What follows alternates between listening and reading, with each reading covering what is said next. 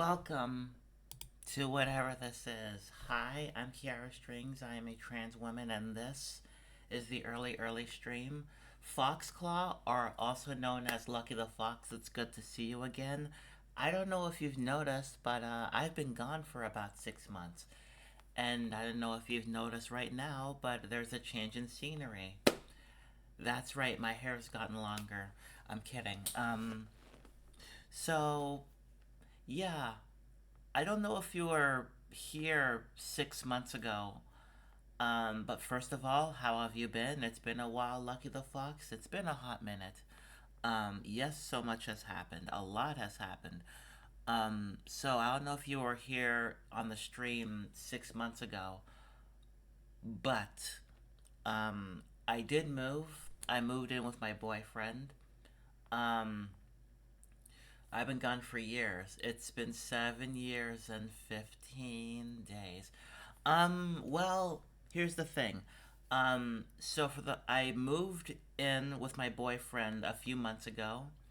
Um, yeah, I moved in just a few months ago. And, yeah, so that was pretty much it. And the reason why I didn't stream for a while is because I was suffering from dysphoria and depression. And, yeah, so I didn't want to go on stream. I didn't want to go on camera.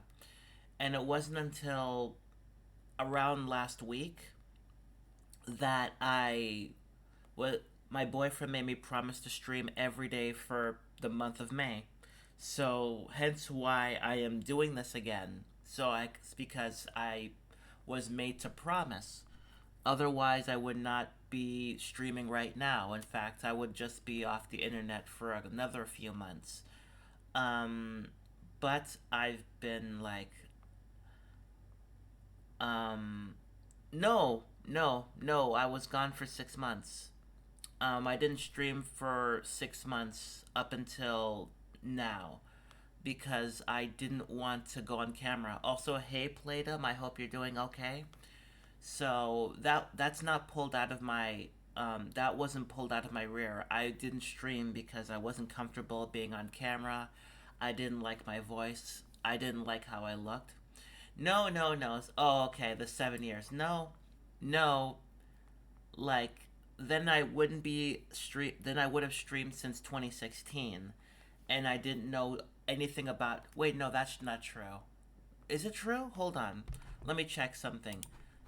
Did I actually use Twitch in 2016? Hold on a minute. I'm gonna check Mass Effect. Okay, I didn't use Twitch in 2016. I used it 2017 when Mass Effect Andromeda came out.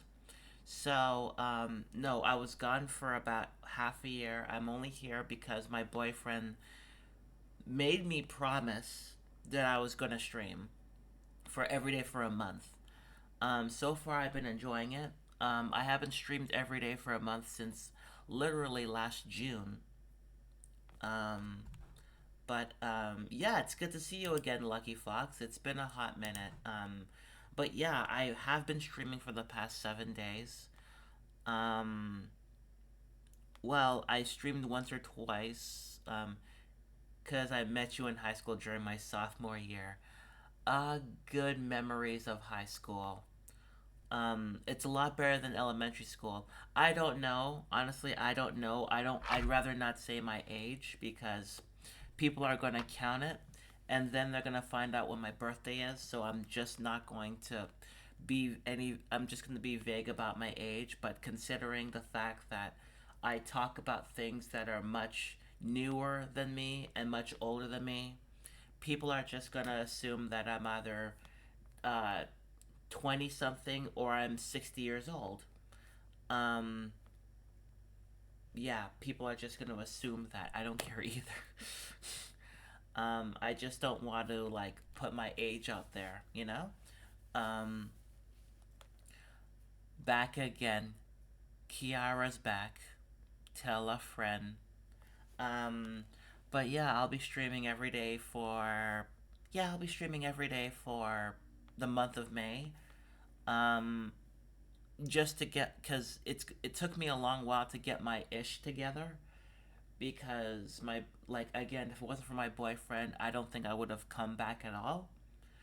Mm, yeah, I would not have come back at all if my boyfriend hadn't pushed me. But who knows, you know? I'm not. I prefer this as a hobby. I'm not sure that I'll be able to do this full time. Yeah, there's no way in hell I'm gonna do this full time. Um, don't worry, all I remember from you is your gorgeous look, your kind-hearted personality, and your senior prom. Oh yes, my senior prom. I remember it like it was yesterday. Okay, I don't remember it, but I do have a clip. I'm kidding. Um. Okay, first of all, I don't like. I came out as trans in 2020. Oh no, wait, 2019. I didn't always have a kind-hearted personality, hence why, like, with a bottle of Sprite, a single Kit Kat, and some CD from an old singer. First of all, it's not an old singer. It's Beck. I was playing Beck Odelay. Okay? That was what I was playing. And I think I forgot it back at senior prom, but then again, I forgot a lot of things about my senior prom, Um, homework, friends, my virginity, all of that. I swear I've seen pics before pics was cute. Yeah, they're on Twitter. So last week on the 28th, no, um, April 28th was 3 years since I started HRT. And I put a picture of me before HRT with cornrows, and then I put up a picture a few minutes before I tweeted it. So it's a before and after. And the before me, people kept saying that I was Pimp Kiara, and yeah, current me is just Goth Kiara or Emo Kiara or Hey you, put that down. Um, yeah, Pimp Kiara. Well, here's the thing. Chat when I showed this to chat and people said I was Pimp Kiara. That's how it was. Not quite to myself, but swear it was on Discord. Either it was on Discord or here. Either way, it caught on. I hate that word. What, Kiara? I mean, that's my name, so um yeah, so I put it up. It's been 3 years since I started HRT. Um, I disagree that I had a kind-hearted personality back then because I used Twitter, and Twitter was when I had my mental breakdown. Um, no, I'm kidding. Breakdowns. No, your name is beautiful. I don't think Kiara translates to beautiful. I think it just translates to black hair. You don't like pimp? Okay, so you're not a fan of Kendrick Lamar's To Pimp a Butterfly, which I'm going to say right up front. I genuinely do not care about the Kendrick and Drake beef because I have a life. I genuinely do not care about that beef because, quite frankly, I never cared about hip hop beef. Um, the only beef I care about is the chicken or whatever. Sometimes people just see you as yourself. Honestly, I don't see myself as, you know, I know I shouldn't compare myself to other trans girls, especially my trans sisters, because they look so amazing and I feel bloated, hence why my preview in OBS has currently been disabled because I don't have to look at my face.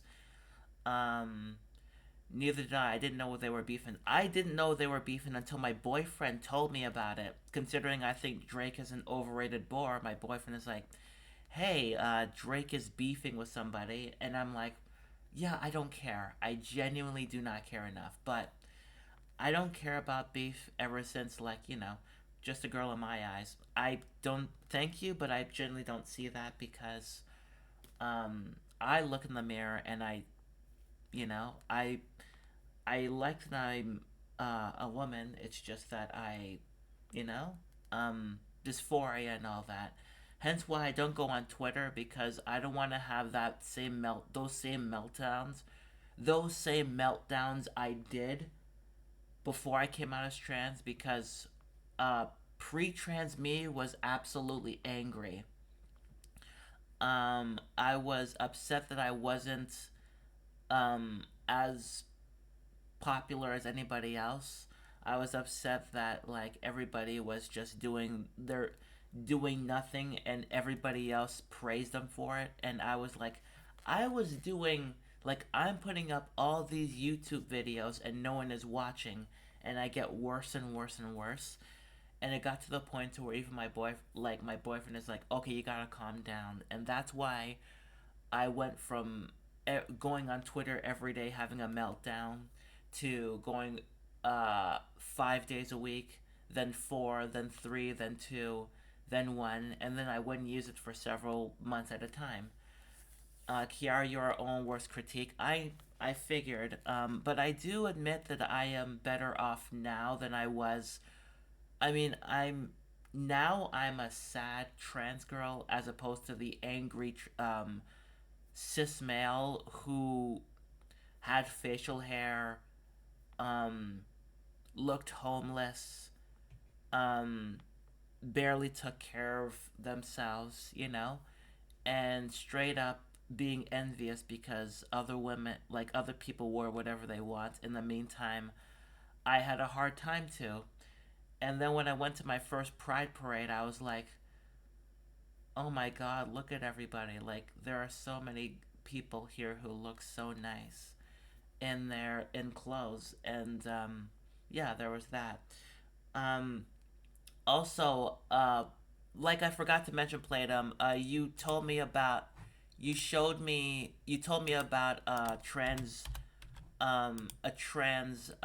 YouTuber, um, and I showed this to my boyfriend.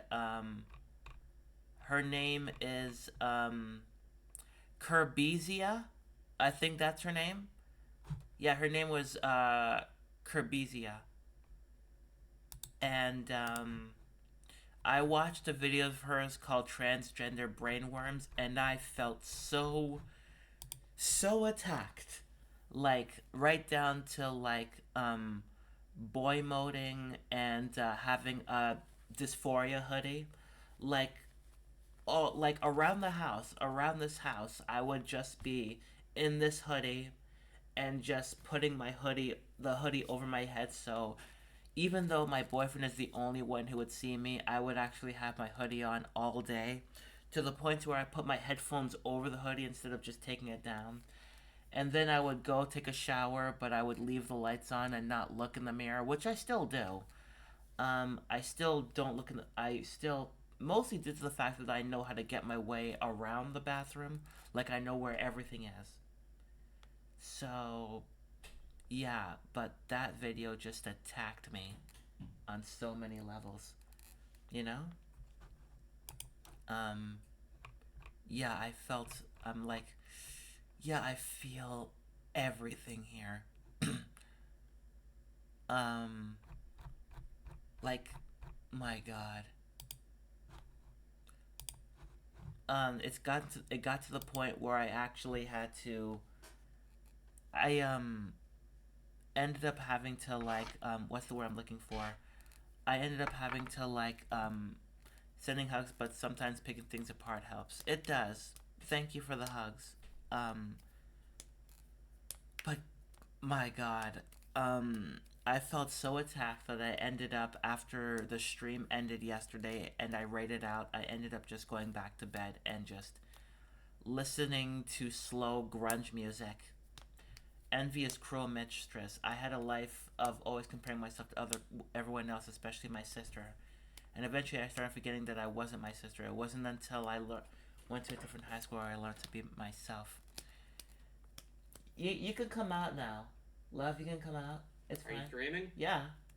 Can they feed me from today? No, they can't. It's always at this direction. Okay. Like, yeah, that's pretty much it. Like, it's always at this direction. But yeah, envy is absolutely cruel. Um, but speaking of, like, school, I didn't. Here's the thing. You literally rated a match on Lesbian app. Yeah, I mean, I didn't. Here's the thing. I didn't have anyone else to raid. Here's the thing. I didn't have anyone else to raid. That was the thing. I didn't have anyone else to raid, so I'm like, okay, I'll raid her again for the third time in about 6 days. Um, a match of mine? Really?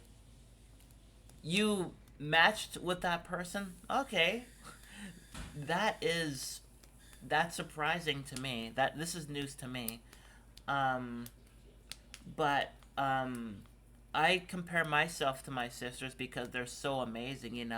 My sister, who's 2 years younger than me, absolutely is amazing because she actually doesn't give a crap about many people and she does whatever she wants. And in the meantime, my younger sister absolutely looks amazing and she absolutely is incredible. She's absolutely incredible. Both of them are. And I feel, even though I'm the older sister, um, I feel lacking compared to them. I mean, I'm a trans woman, and my sisters were always women.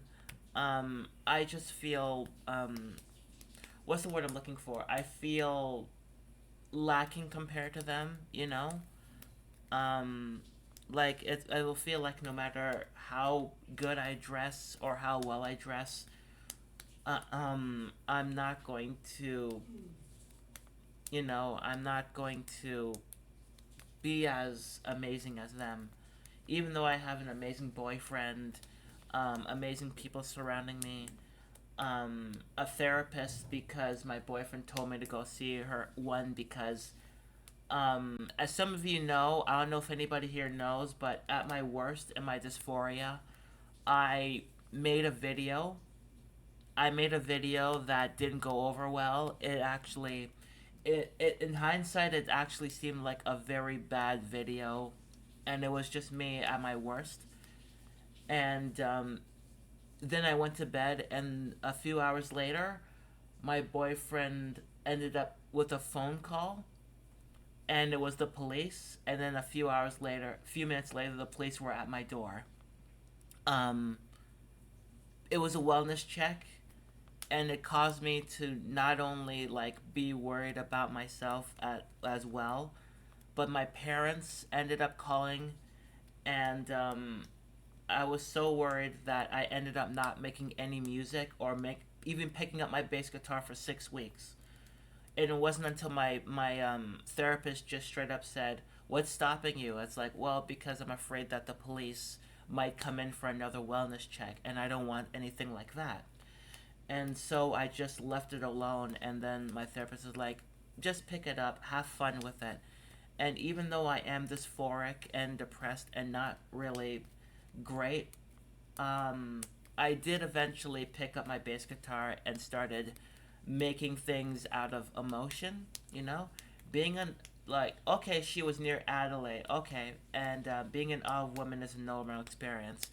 Yeah, yeah, before I came out as trans, I was gender fluid.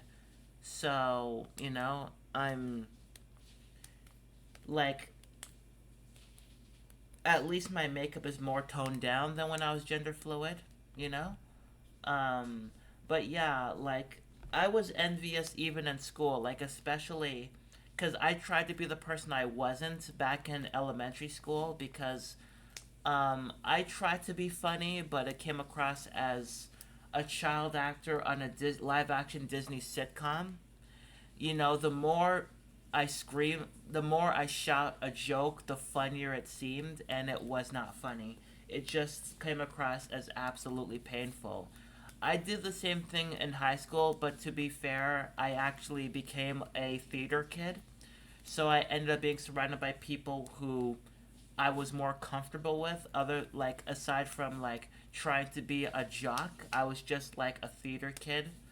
Um, and then when I went to college, um, yeah, it was pretty much like, you know, I went to college and I was completely surrounded in my class around theater kids. So, theater kids who make obscure references, um, to the point to where I'm shocked that I would that people got it, you know. Um these people were either from the ages of 18 to 32, and everybody got along with each other. As well, not everybody. There were fights there, but you know, seeing each other every day as a class, it's like, yeah, you're going to actually have something's going to give. Eventually, you're not always going to get along, but I absolutely had a good time in college because everybody was there for the same reason, and we all helped each other out. Masculinity was forced upon me. I was um, honestly, I can see um, like getting forcing masculinity is pretty much gonna affect a lot of people in turn. Like anything that's forced is gonna affect somebody in the future. I was lucky to be surrounded by people um, who who are strong. Um, Nobody forced masculinity on me, but they did tell me to take care of myself. Because yeah, they did tell me to actually straight up take care of myself because I was not in the best mindset. Sometimes, you know. Um, and you know, it kind of was like all over the place. Um, but you know, that's why I don't use Twitter. The only thing was separating blood relatives. The only thing forced on me was separating blood relatives to siblings. Family doesn't end in blood. Um, but yeah, and when I look at the ratio is sad. I mean, just because people aren't your relatives or family doesn't mean. But I live with it. I cannot imagine how that feels. You know? Like, I can't imagine how that feels. F it, we ball. Oh, I'm glad you can say F it, but, yeah, you know. There's a difference between family by blood and family by choice. You know? Um, my goodness. Okay, three things in my life that were concerning family that actually got me into it: the Fast and Furious movies, Lilo and Stitch, and Supernatural. All actually having family, and despite their flaws, there are many, many, many flaws, especially with Supernatural. Um, yeah, the family angle always plays a really good part, and it's never phony, you know? Hi, Blopsy, how are you? Welcome on in. You're like my adopted mother. Aww. I'm absolutely too young to be a mother, but thank you. Um, I'll take in all my adopted children. Mostly do, however, um, me and my boyfriend don't want children. So if any of you want some, we can drop them off tomorrow morning. Um, but apparently, I'm pretty much like the not cool end. Me too. 30's too young to have children. Um, Neither did I. Oof. Um, so many people long time ago actually had their children when they were in their 20s. Last thing I never said to my mother was never call me again. Oof. That's rough. But if you need to like separate them, then yeah. That's fair. Um, like way back when people straight up what's the word I'm looking for? People just straight up would have kids at like in their 20s, and I'm like, how do you do that? Like like immediately after they get away from school, they would actually um, like have children in their 20s. You're gonna say something, aren't you? No, no. I attempted to make a joke like, tell them your opinion of Drake versus Kendrick Lamar scandal. You were talking about it all last night and all your various opinions on it. I already talked to them about it, and it's like, yeah, I don't give a crap about it. I know, that was a joke. He was listening the whole time. Sadly, yeah, I know. Sadly, it's not their choice, but still, holy mother of God, you know. Um, like it is sad, and it's sadder considering that even today, some people would say that the body is not their choice. It's like your body belongs. Like you can't get an abortion. It's like that's not constitutional. It's like it's not your body, but some people would say no, it is. Like you can't do this, to the point to where they actually have to travel to different states because of it. I just realized I'm just like playing with this dice. This is like when I was setting up this stream setup, like all of this, I found this with my boyfriend's things, and I'm like, I want this. I'll keep this. And the camera itself is on top of a Fallout New Vegas Collector's Edition box, so that's why the camera's not on there, on top of the TV. Well, back at the old place, the TV would be just like here, and that's why like you can see it. You can actually like see past. But here you can't really see it, and even if I put the camera on the TV, it'll actually go over the head, and you can absolutely see above my head. Yeah, some people chose to have kids at 20 or late 20s, and others are forced. Yeah, that's rough. Even today, some people are forced because they don't have the means to actually, not the means, but apparently some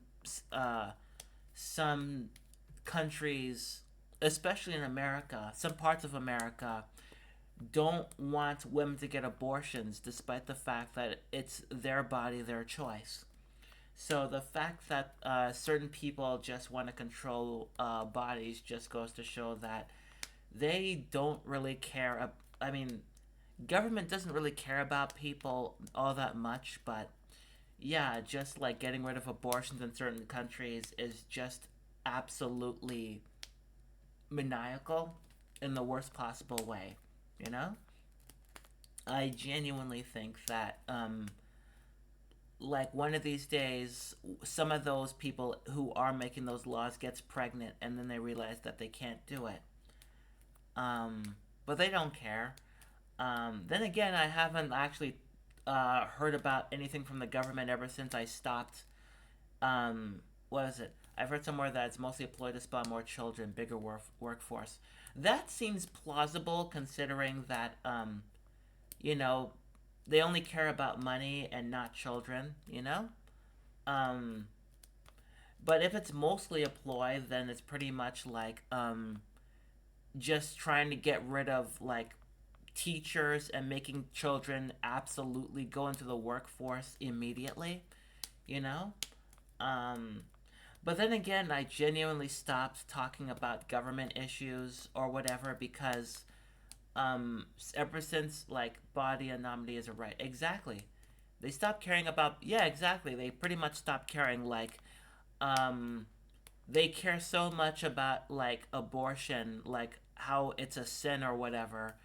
It's all about, hey, you can't do that. It's your unborn baby, and then um, but it's never about the children. They always say it's about the children, but they don't care. Like it's pretty much like the people um, who never cared about women's sports. Like they never talk about it at all. And then once there's a trans woman on somebody, uh, when there's a trans woman on a woman's team, suddenly it's like, um, what about like all like it's a women's sport, not so and so, you know? And it's like you never cared once about women's sports. I've known you, like as that stand up said, I've known you for quite some time, and you never mentioned women's sports at all. I find what you're saying disingenuous. And it's like, name, and it's like, okay, if you were into women's sports, and I don't want to do this, but at least with like things that people know, like the NBA or whatever, people who are into it can name right down to the people who barely play basketball you know, who barely play basketball in a team. Like they only play for like a minute at best, you know? And the people who don't care about who don't care about women's sports only just complain due to the fact that there's like a trans person on the team, and they never cared because all you have to do is say, okay, name three women on that basketball team, and they can't do it. They absolutely cannot do it. I can't do it because I don't watch women's sports. But people are making such a big issue about a trans woman being on a team that they just kind of forgets to realize that they themselves don't watch women's sports at all. Meanwhile, in Japan, they are paying people to have kids. Yeah, that pretty much like nails the head. They maybe jump through hoops for estrogen. A lot of places do that. I was very lucky to actually get estrogen, um, but I'm waiting for progesterone. I'm just waiting to get on prog because I've been on estrogen for 3 years, and I'm like, when can I go on like progesterone? You know, when can I go on that? 2 more weeks for getting. Congratulations, Blopsy. Congrats on the estrogen. Uh, about to get started on estrogen. You know, gotta have the appointment with the hospital first. Then comes the estrogen. Well, absolutely good for you. Like, hype. You know, absolutely hype.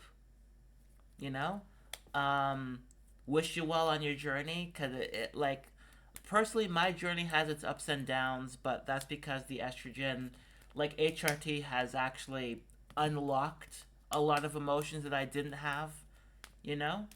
um like being on HRT is pretty much like having some sort of like unlocked achievement, you know. um yeah. Genetics, genetics play more into sports now. No trans women can compete with the Williams sisters in tennis. Um, I I don't know. They can try. Um, they can try to compete with the Williams sisters because they're top notch. Um, but it's been a while since I actually cared about sports. But um, genuinely, people actually all of a sudden caring about women's sports is just genuinely uh, genuine disingenuous. I think it started with a women's cyclist event, and it was won by a trans woman, and then in the UFC a trans woman fight a woman, and she completely effed her up. Was that Alana McLean? I think that's her name. Alana. Her name I think is Alana, and I think that's her name. And it started because of it, and it's like, okay, like now you clearly don't really care. Um, congrats to Blopsy on about to be starting HRT. Then the floodgates poured. Suddenly, everyone cared about sports played by the demographic they care about the least. Yeah, yeah, pretty much. You know, um, like here's the thing. When I was little, I used to care a lot about basketball. I used to watch the Toronto Raptors, and when I couldn't because I had school the next day, I would listen to the radio. I would listen to basketball games because you know I was a 50-year-old in a kid's body because I liked listening to songs from the 50s and 60s when I was a kid, while everyone else actually listened to like current, um, yeah, like popular current at the time current music. So yeah, like I've always been way behind in terms of like what's popular with music. Recently, I just started getting into Gajira. You know that song I was playing earlier? That was a song called Aurora Boreas by Gajira. And I only got into them because another streamer, Helia Skull, actually played a song on her stream. And I'm like, this is something I like to get into, you know? No one cares about women's sports until a trans woman is involved, and then people just lose their minds. I mean, like, forget about, the doping scandals, the sexual harassments, the fact that some players are paid more than others, and even if no matter how hard they try, it's always like one minor thing. And meanwhile, a trans male on a male basketball team has had his third season win. I didn't know that, but holy mother of God, congrats to him. I don't know the name about the scientist, but I remember him seeing a video about trans people in sports and him saying that we should change the rules of sports from gender weight class to make it fair and so that the transphobes won't have to bitch about it anymore. The transphobes are gonna bitch about anything. You know what? The transphobes will bitch about anything. Absolutely anything. Like, these are the same people who actually transvestigate every single person just because, like, no matter what, these people will actually transvestigate anybody. Like, absolutely anybody. Um, Same people who are like, Elliot Page was so much prettier before, the transition. And it's like, okay, yeah, no, absolutely not. So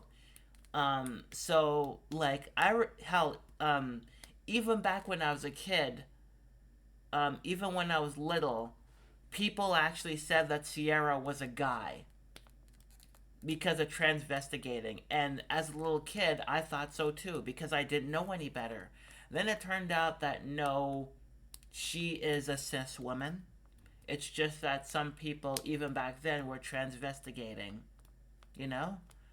Like, cis women always have the advantage. Yeah, so, like, it's like, oh, like, some people are like, oh, trans women are just men in dresses. And it's like, how about this?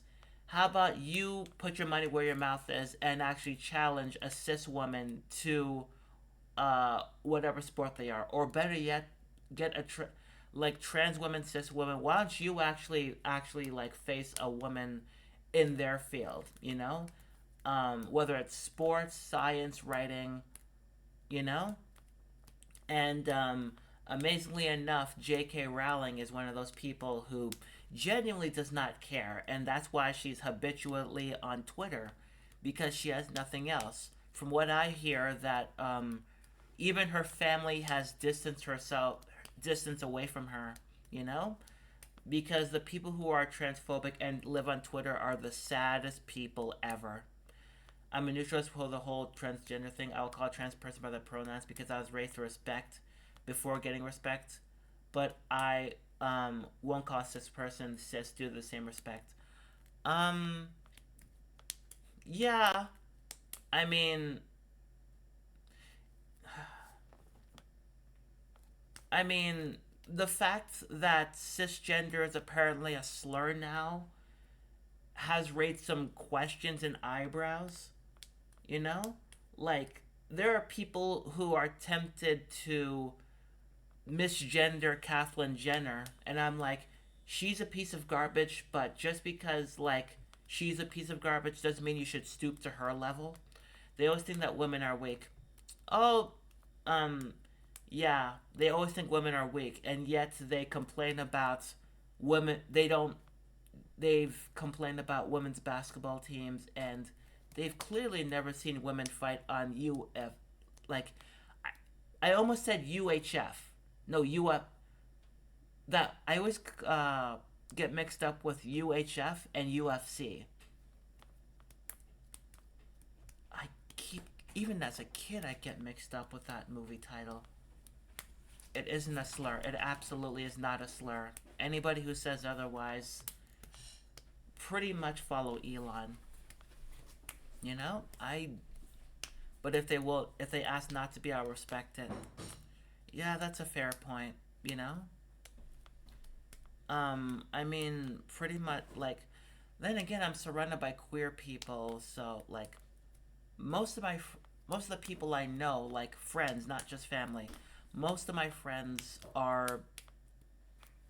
um are on the LGBTQIA spectrum, with the exception of one who was born male and is straight,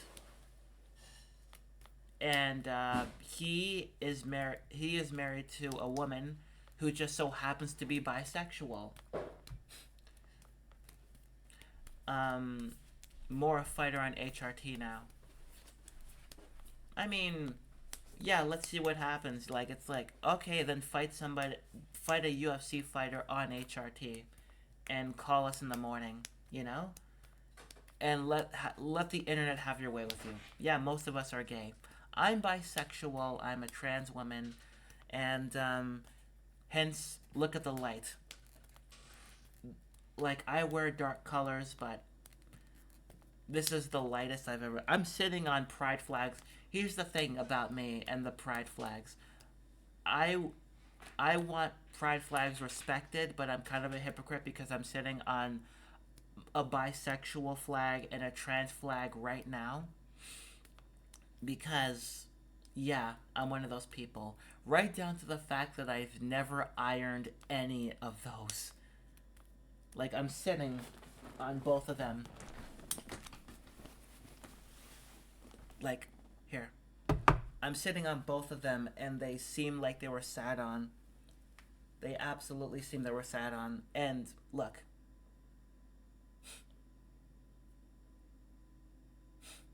like, it is like crinkled. So yeah. Oof. Like, holy mother of God. Like, for all the talk, like, I don't usually talk. Like, a part of me thinks that the flag should be respected, but at least it's not on fire. At least it's not ripped to shreds. I probably should take more good care of this. Um, and I'm just gonna put it behind me. Yeah, that poor flag, but I don't know where to put it. Like, I could put it on the wall. I could put it on the wall, but no. Eh. I have posters that I want to put up behind me, you know? So it would actually look like an actual set. Like, you know how it was clear in my old place that it was in a bedroom? Well, I actually want to make this whole entire thing like a set or something. You know, it's getting there. Like, I have a movie I like, two albums I like, the lamp that everybody can see now, as opposed to it just being barely behind me, and I actually have to reach behind me to get that lamp in the camera view. But now it's like literally right here, so everybody can see it. And of course, Murkrow is actually in sight. But yeah, I actually want to like get posters um, for that wall. I've mentioned which posters, but yeah. Um,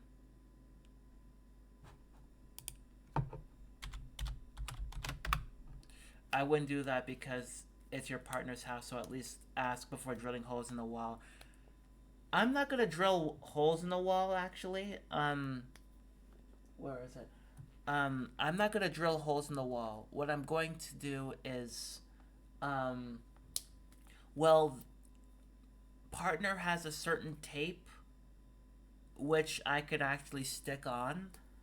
Hence, some of the posters and the um, Yeah, I don't know where it is. Like, I actually had an example of it, but I threw it away. So that's a big whoops. Like, there's a special piece of tape that wouldn't wreck the wall. So there's pretty much that. Um, but yeah, I'm not gonna drill a hole in the wall. You know, like, yeah, neither of us wanted, with the exception of a few times, we don't want to drill holes in the wall unless, no, there is no unless. Um, just no hole drilling. Need to go to the shops? Okay, Playdom, thank you for coming by. And I'll see you in a bit. Um, but yeah, in terms of like putting stuff in the wall, we can just put like tape that would, um, well, at least, well, that's a good looking emote as opposed to like the crinkled flag that I have. Um, but yeah, like in terms of like a fair share, um, some people just don't like like even like remember like the trans controversy is pretty much on par with the gay controversy, you know? Back in the day where it's like you have to keep quiet about being gay, otherwise you'd be blacklisted or something. Or like the 80s where like there were just kind of like AIDS was associated with gay people, and that was a thing for a long time. And then like the 90s and early 2000s, especially the 2000s, actually just had nothing but gay stereotypes before they actually people are like, "Oh, look at that. Gay people, like queer people could actually have three dimensions." And you know, there's that. The only controversy is me. I am a beast. Jenny Cat, how are you? I hope you're doing okay. Um, yeah, you are a beast. Like I've seen how leveled up you are in Fallout 76. Meanwhile, I'm still at level 62. Yesterday I was playing Fallout 76. I'm at level 62. Um, shame on me. Um, in comparison, I'm squishy, and you're a squishy blopsy, a squishy blopsy trash dragon. I'm playing Cyberpunk kind of sleepy. I mean, a tiny part of me wants to play that game, but I'm too busy with set like whenever I'm playing a game now, I'm just busy with Fallout 76 or Baldur's Gate 3, which I haven't played much ever since the Fallout show came out. And people tend to forget that this entire setup used to be a Fallout channel. Then, like I said plenty of times, I got lazy and this just became a just chatting channel. I just rizzed up Judy. I don't know who that is, considering I see footage, but I don't know what's going on. You know, um, yeah, I barely know what's going on in Cyberpunk. So, my wife, okay, that's fair. Down, down, down by the river. I actually started singing that as a Blink 182 song. Down, down, down by the river. Ah, yes. That old classic song. Whatever it is. Um, but yeah, I've like I said before, I've just been playing Fallout 76 because the Fallout game happened. Yes, I saw that, Jenny Cat. Like my phone is right beside me, and even when like here's the thing, even if I'm not on Discord on TV, my phone is gonna show the message. Yeah, like I know you are the Riz Queen. I am the Riz Queen. Good to know. I'm learning to sing like that, the original, not Blink 182. God, I hope.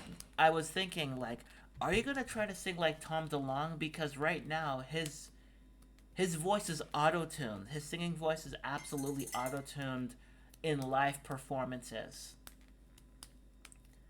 I am the Riz Queen, fear me. Okay, take some of this Riz, these Riz pills, and take this Riz pill, this Riz pill, and this Riz pill. It's like, oh, you're a very competent doctor. Oh, I'm not a doctor. I studied in Rizonomics. I am the Rizzler. I am the Rizzly Bear. I am Queen Elizabeth. Um. Oh, good lord. Gotta pay the Riz tax. Oh, good lord. I'm all rizzed up and nowhere to go.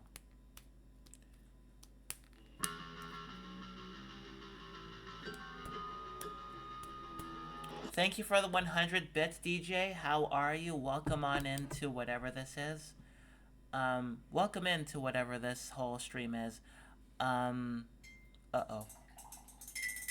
I think I'm dropping frames. Oh, I'm dropping frames. Oh, God, I'm dropping frames. Uh-oh. Oh, crumbs. I think I'm dropping frames because of the red thing here. I think I have. Jenny, I think I have. Or I vaguely remember. Let me give you a shout out, DJ. If you're not following DJ, go follow him. But I'm pretty sure everybody here has followed DJ in one way or another. If you're not following DJ Alpha Omega, go follow him, like, right now. He's absolutely amazing. And again, thank you for the 100 bits. I'm gonna read the chat, but the shout out is just blocking everything, so give me a moment. My god, what's going on with, like, the dropped frames? Shh. It's buffering. It's on my end as... Okay. Yeah, it's buffering on my end as well. Hold on.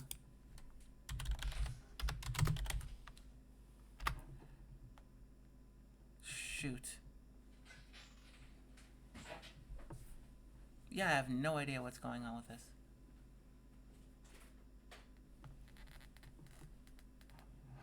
What the hell?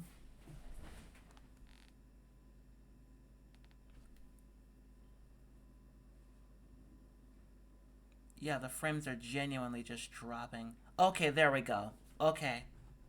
I have no idea what happened. Okay, okay, there we go. The frames aren't dropping.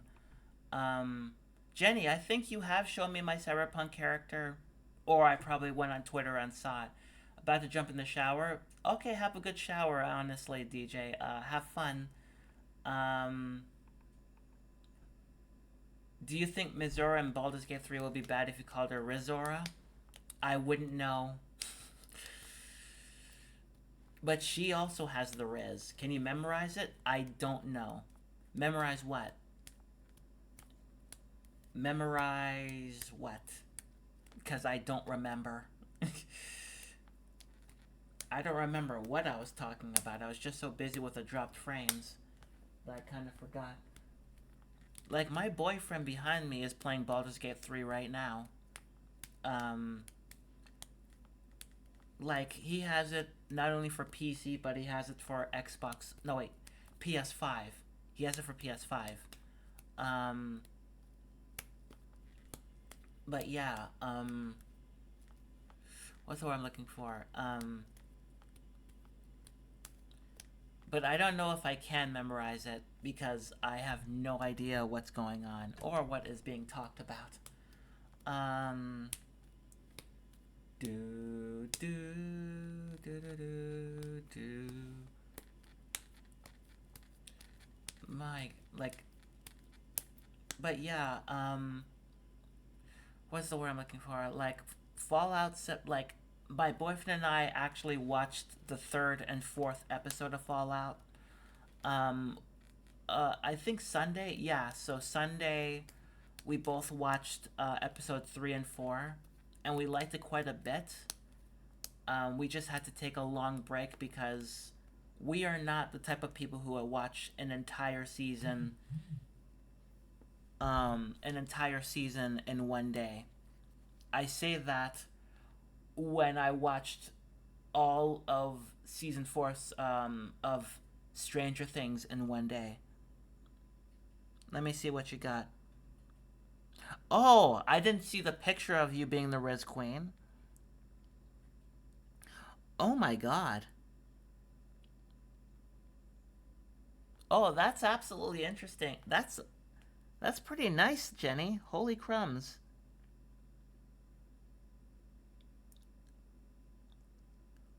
Like honestly, Jenny, like your characters in Fallout 76 and Cyberpunk could switch places and it would not feel out of place.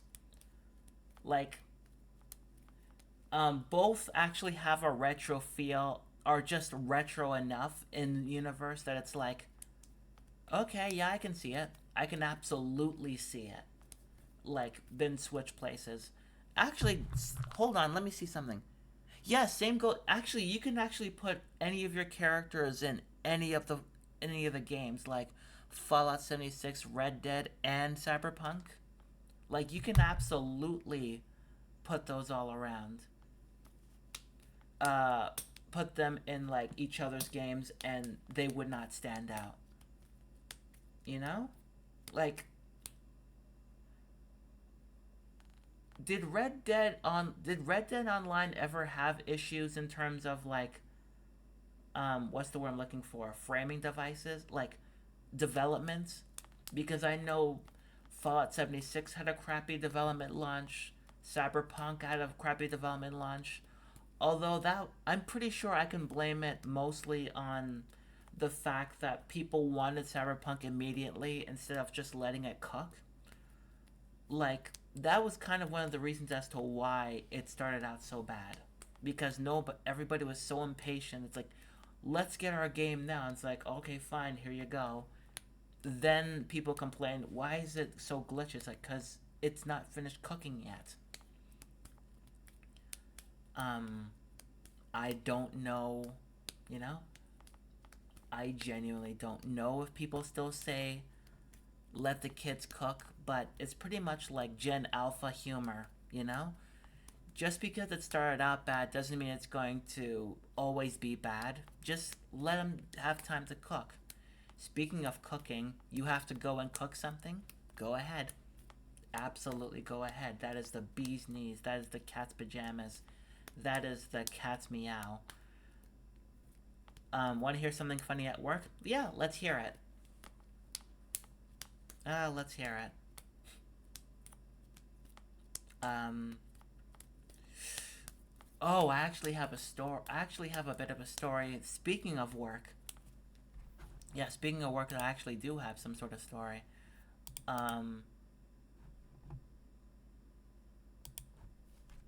okay, so context: I work as a food runner at a restaurant. Oh, that's cool. All right. Do do do do do do do do. Um, while you okay, Lucky the Fox, or while you type everything down, I'll just tell everybody. I went. My boyfriend about a month ago or so went to got had an open house for his workplace. I don't want to say of where, but yeah. So yeah, I ended up going in fem. I think I went in fem mode. I don't know. I don't remember. Did I go in fem mode? But I actually had an open house. No, boyfriend's workplace had an open house where everyone could go and see like around where their relative worked and where they worked and how they worked. And we were there for about 5 minutes. And yeah, that's kind of pretty much it. I just did it because he asked me to, and I said yes. Um, Gotta let them cook. They don't taste right raw. Yeah, like exactly what Gord Ramsay or Jeff Ram is it Gord Ramsay? Gord Ramsay said.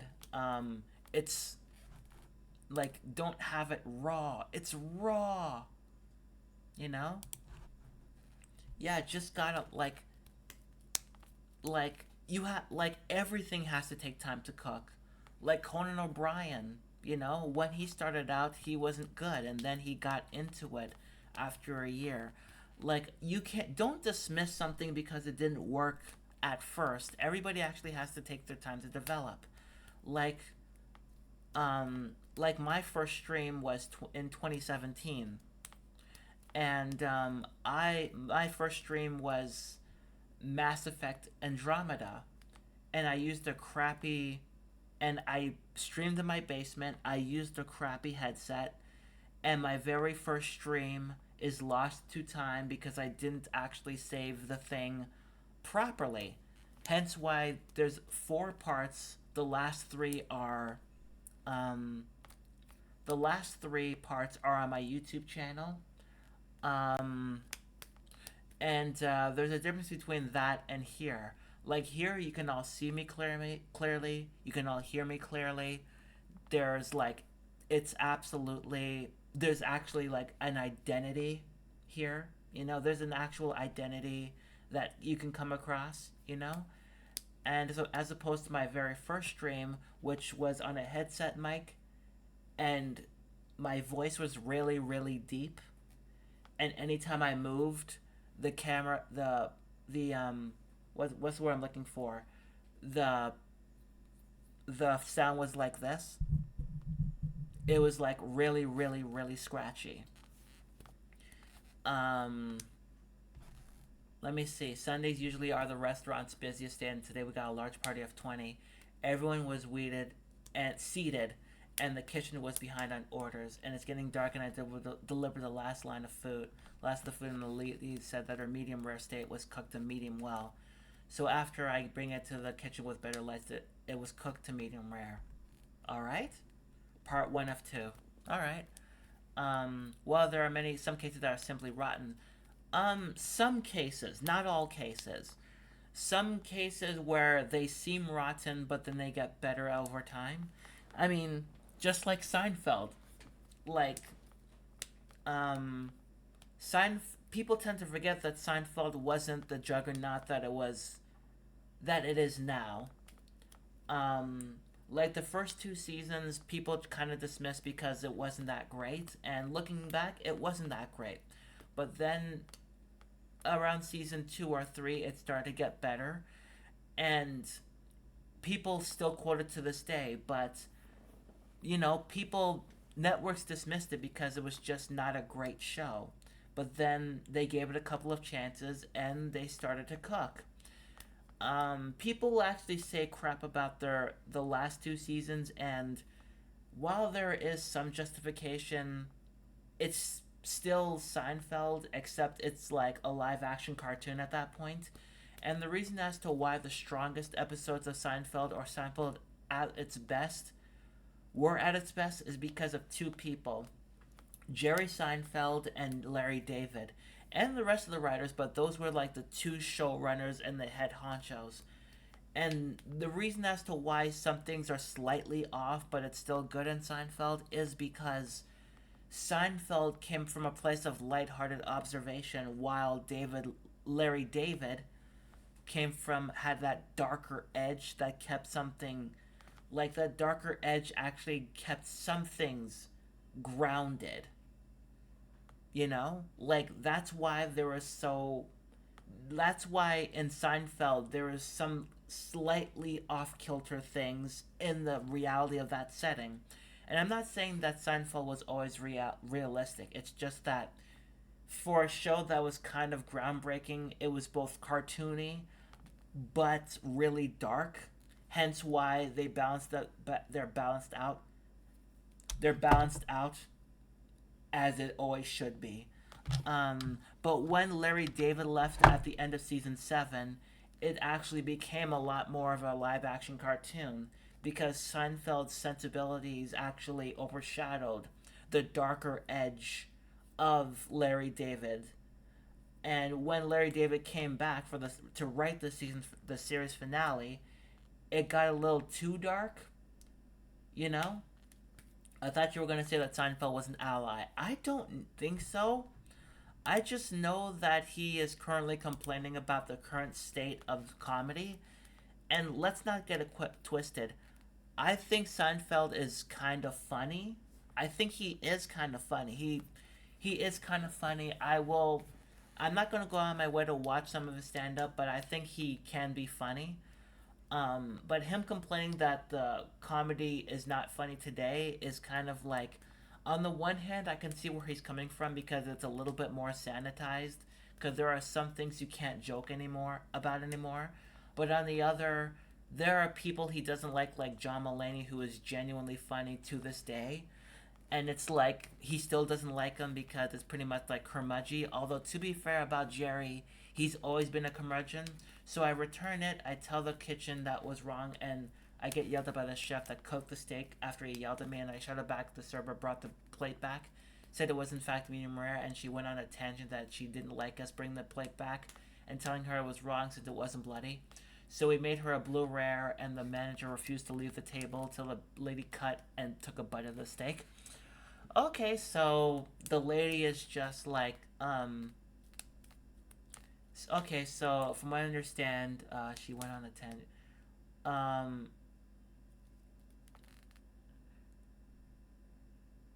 yeah, so the lady just complained, it's pretty much like one of those, that 50 Cent thing where, what's that Aziz Ansari bet with 50 Cent? It's like, what was that thing? The Aziz Ansari 50 Cent. Grapefruit. He didn't know what a grapefruit was.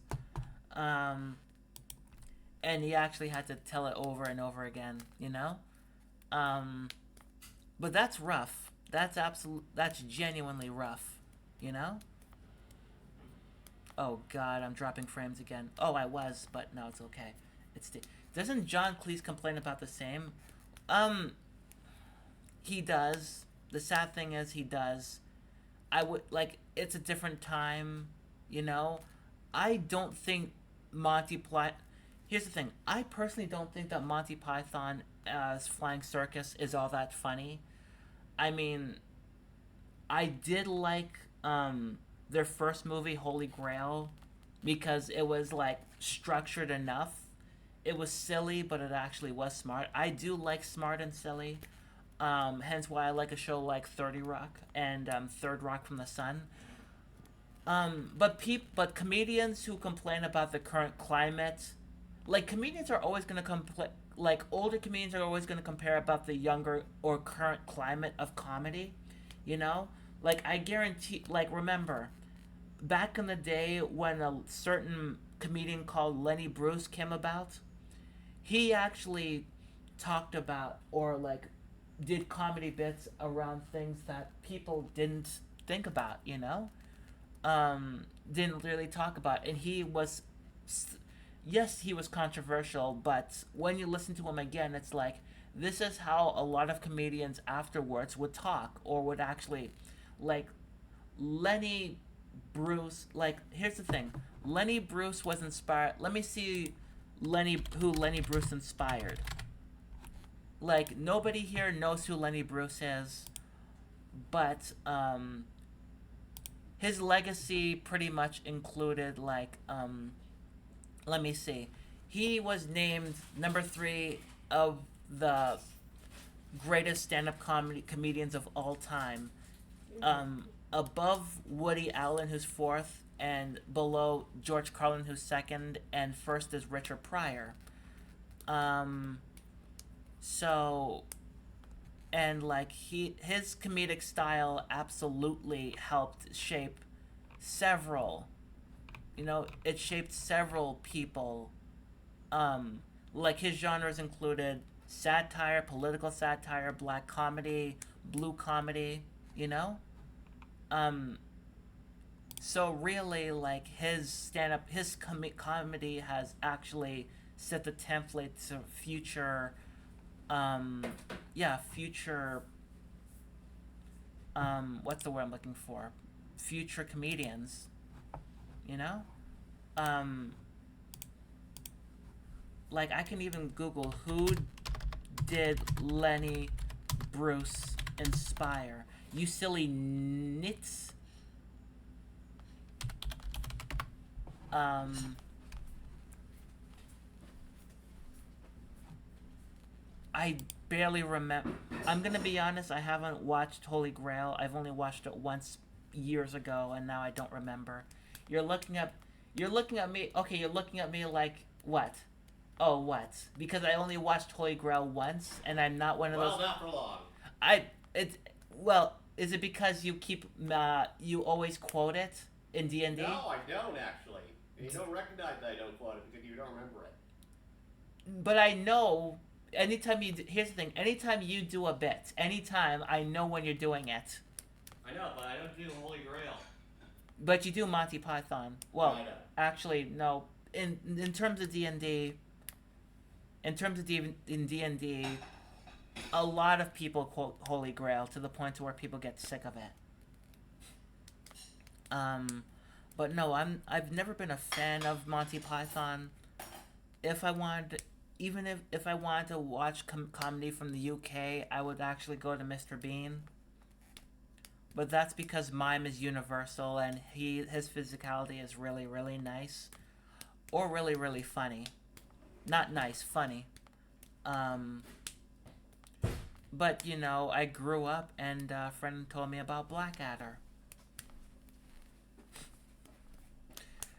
Um, but yeah, like, and I find it odd that John Cleese is complaining about um, the LGBTQIA.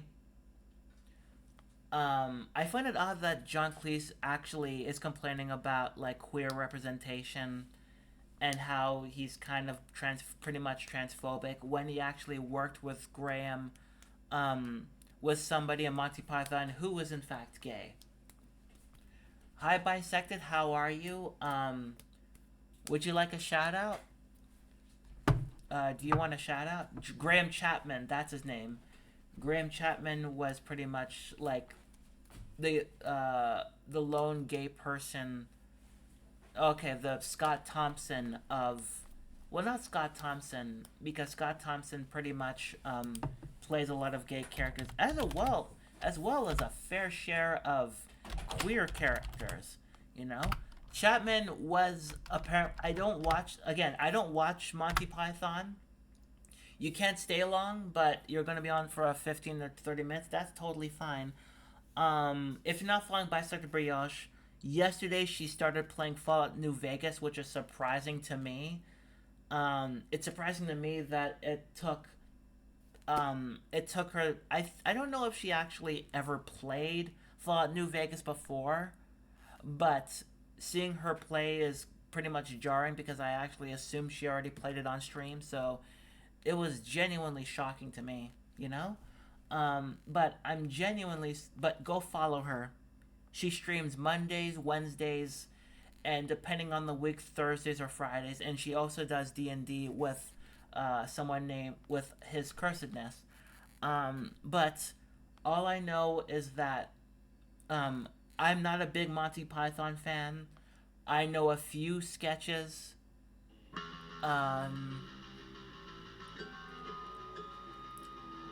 Yifcy Diaper Fox, hi, welcome on in. Let me introduce myself. I'm Kiara Strings. I'm a trans woman, and this is the early stream where we just talk about stuff off of my head. You know, I played it back in the day. I had 69 hours of play time on Steam. Let me try that again. I played it back in the day. I had 69 hours of play time on Steam. Nice. And I played it on other ways outside of Steam. Okay, first time streaming it though. It still is a surprise cuz like apart from this camera that I'm looking at here and you're seeing me through, this camera is on top of my boyfriend's Fallout New Vegas Collector's Edition box because it needs room. Otherwise, if I put it down here, you're not going to see me properly. So what's actually with the rise of popularity in Fallout New Vegas? Is it because of the series? Actually, the series actually popularized Fallout again. The thing is, there's popularity with Fallout New Vegas with certain trans people or gender fluid people, because yeah, like a lot of trans women actually gravitate towards Fallout New Vegas. And I over exaggerate, but I think that Fallout New Vegas is only okay. Despite the fact that I only have 3 copies of Fallout New Vegas, I think it's just okay. Um, I don't know if I haven't played it enough, but it doesn't give me enough. Unlike Fallout 76, which is probably my preferred Fallout since I played that Fallout game the most. Um, but yeah, I think it is because of the series. Because like the TV show, me and my boyfriend have only watched half of the show, and we are gonna watch the other half eventually. But we are taking it slow because it is long. Um, yeah, like Bisected said, the Fallout New Vegas is a meme in the trans community um, alongside Celeste. Thought you were gonna say this cam is on top of my boyfriend. No, no, no, no, no. He's not gonna stay. I don't think he'll be able to stay still for 4 hours. Also, he has to get to work. Um, um, yeah, but he has to get to work, so I put it on him. Um, but yeah, I always gravitated towards 76 because like you get to do everything and you're never finished with it. Like for example, Jenny Cat, she has been playing for about God knows how long, and she's at level 600 or something, and she has and according to and yeah, she has most of the achievements, although it is very hard to get achievements. But I'm like, yeah, it absolutely is. But Fallout New Vegas is a meme in the trans community, and I'm here for it. It's not my favorite in the Fallout series, but I'm here for it. But I say Fallout New Vegas is not my favorite, and I don't really care for playing it. But then, what ended up happening was I would play it and I would get into it. Um, it's just like listening to um, jazz. No, no, that's not true. Um, where was I going with this? Like for a while, I actually didn't play this game, Shadow of Mordor, because I never actually finished playing it. But I ended up doing it for hours. I could put hours into Shadow of Mordor for some reason. Like at one point, I ended up playing for like 5 hours straight. Um, straight. Um, yeah, but yeah. Did I say but yeah already? Um, I was gonna say something else. I was gonna look at something and I was gonna say something else. Um, but yeah, like I was talking about comedy, and the people who were funny back then sometimes aren't. Like you genuinely either have to get out of the comedy business, either stand up comedy or just grow with people. You know. Okay, I gotta go. Love you. Love you too. Stay safe. You too. Um, but yeah, in terms of comedy, like you genuinely have to grow with your audience. Like, for example, I may not like Monty Python, but I'm a big fan of Conan O'Brien because his sense of humor is universal. You know, um, like his sense of humor is absolutely universal, and yeah, like some people are trying to cancel me, and it's like, well, that's because you're joking about things that are absolutely outdated. Um, that's why people like Lawrence Fox don't have a career because, he is a gigantic windbag. But that's insulting windbags. Like, I would not have heard about that person. I would not have heard of Lawrence Fox had it not been for, like, the controversy with blackface and the fact that he is a. People have called him a racist. Um, you know? I don't think anybody here knows who Lawrence Fox is, and good on you. And if I did, I'm sorry for bringing it up. But he is a racist transphobe. And I remember he actually lost a court case. You either die a comedy hero or live long enough to see yourself become the comedy villain. Oh, yeah, like going from Dave Chappelle's Killing Them Softly to Dave Chappelle in The Closer. And here's, like I said before, Dave Chappelle can be funny. Like, I've recently not recently, but not too long ago, I watched his older stand up, and some of it hasn't aged well. Like, some of the toilet humor I never found funny. Um, but, a lot of his jokes are funny because he knows what he's talking about. Um, Comedy is about punching up, not punching down.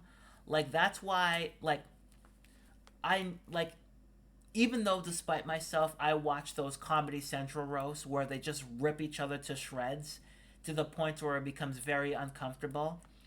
The one exception that I can't get into is the Chevy Chase roast. And if none of you have heard about the Chevy Chase roast, good on you. Because that is some of the most uncomfortable ever. Like, they aren't even jokes, actually. They are just genuine disses without any. It's pretty much like the transphobic jokes, except it's all happening to Chevy Chase and it's all just truth bombs in a mean spirited way. But I do watch some of those Comedy Central roasts and laugh despite myself. Like, I'm all for mean spirited humor as long as it actually has a point, as opposed to like transphobes actually making transphobic jokes just because they think it's satirical. Even though satire is supposed to be, satire involves knowing what you're satirizing. And I remember when like Matthew Fox did blackface, and it was like, you do not know what you're doing. Like, the reason it worked in Tropic Thunder is because like it was actually calling out method acting, and even then, in universe in that movie, another black actor constantly calls out the blackface. So even to this day, method acting is controversial or divisive due to the fact that what's the word I'm looking for? Due to the fact that people like Jared Leto is just awful. I very much dislike roasts. I think they're hit and miss. I think they can be funny. Um, Maybe it's my sense of humor. Like, I love dark humor. I do like some roasts as long as they don't go too far, like sometimes they do. Yeah, punching down marginalized group is just a cheap shot. Like, it was a thing to do in the 70s and 80s, but then, people grew up. That's the thing. People actually grew up. Like, I've mentioned Eddie Murphy and him actually doing stand-up comedy in the 80s, and he's like, I don't want to touch gay people. I don't want to get the AIDS. And then what ended up happening was that he apologized for those jokes, and he would never actually say those jokes, even if he ever did go back to stand up. And that's growth. That is genuine growth. Because let's see, it was the 80s. He was young. He didn't know any better. He was just being edgy for the sake of it. And now that he's a grown adult, he can look back and say, that wasn't right. I apologize. And at least, for all his faults, at least Eddie Murphy seems like a decent person after all is said and done. Whereas Dave Chappelle is just he seemed like a decent person before, but he's doubling down on transphobia, and he's like, Team Turf. And it's like, that's not a good thing. That's absolutely not a good thing. Like, you can make trans jokes. You absolutely can. but you have to actually know what you're talking about, and Dave Chappelle does not, and he actually has the excuse about, well, I have a trans friend. It's like, well, she's dead, and according to I think Bisected mentioned this, they weren't actually friends, they were just working partners. So just like saying that, I have a trans friend, so that makes it okay. It does not. That pretty much is pretty much That's pretty much like having somebody who isn't black saying the N word constantly and is like, hey, it's okay. I have a black friend.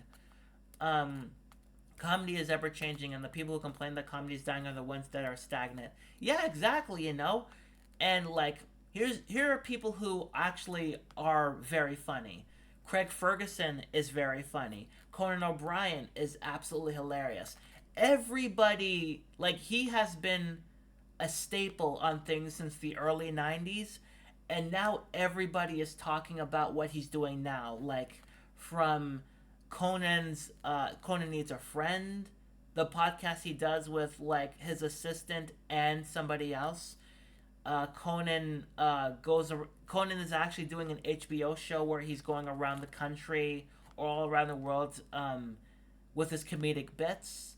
um, there's the fact that a lot of people who work with him will always go with him all the way through his shows. And also the fact that everybody was talking about his appearance on Hot Ones. Everybody was talking about it. Like, there's like over 9 million views on that video.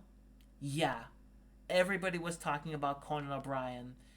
And not only was he funny, universally funny, like, kids find him funny because of his physicality, and teenagers find him funny because like of his hipster appeal, kind of.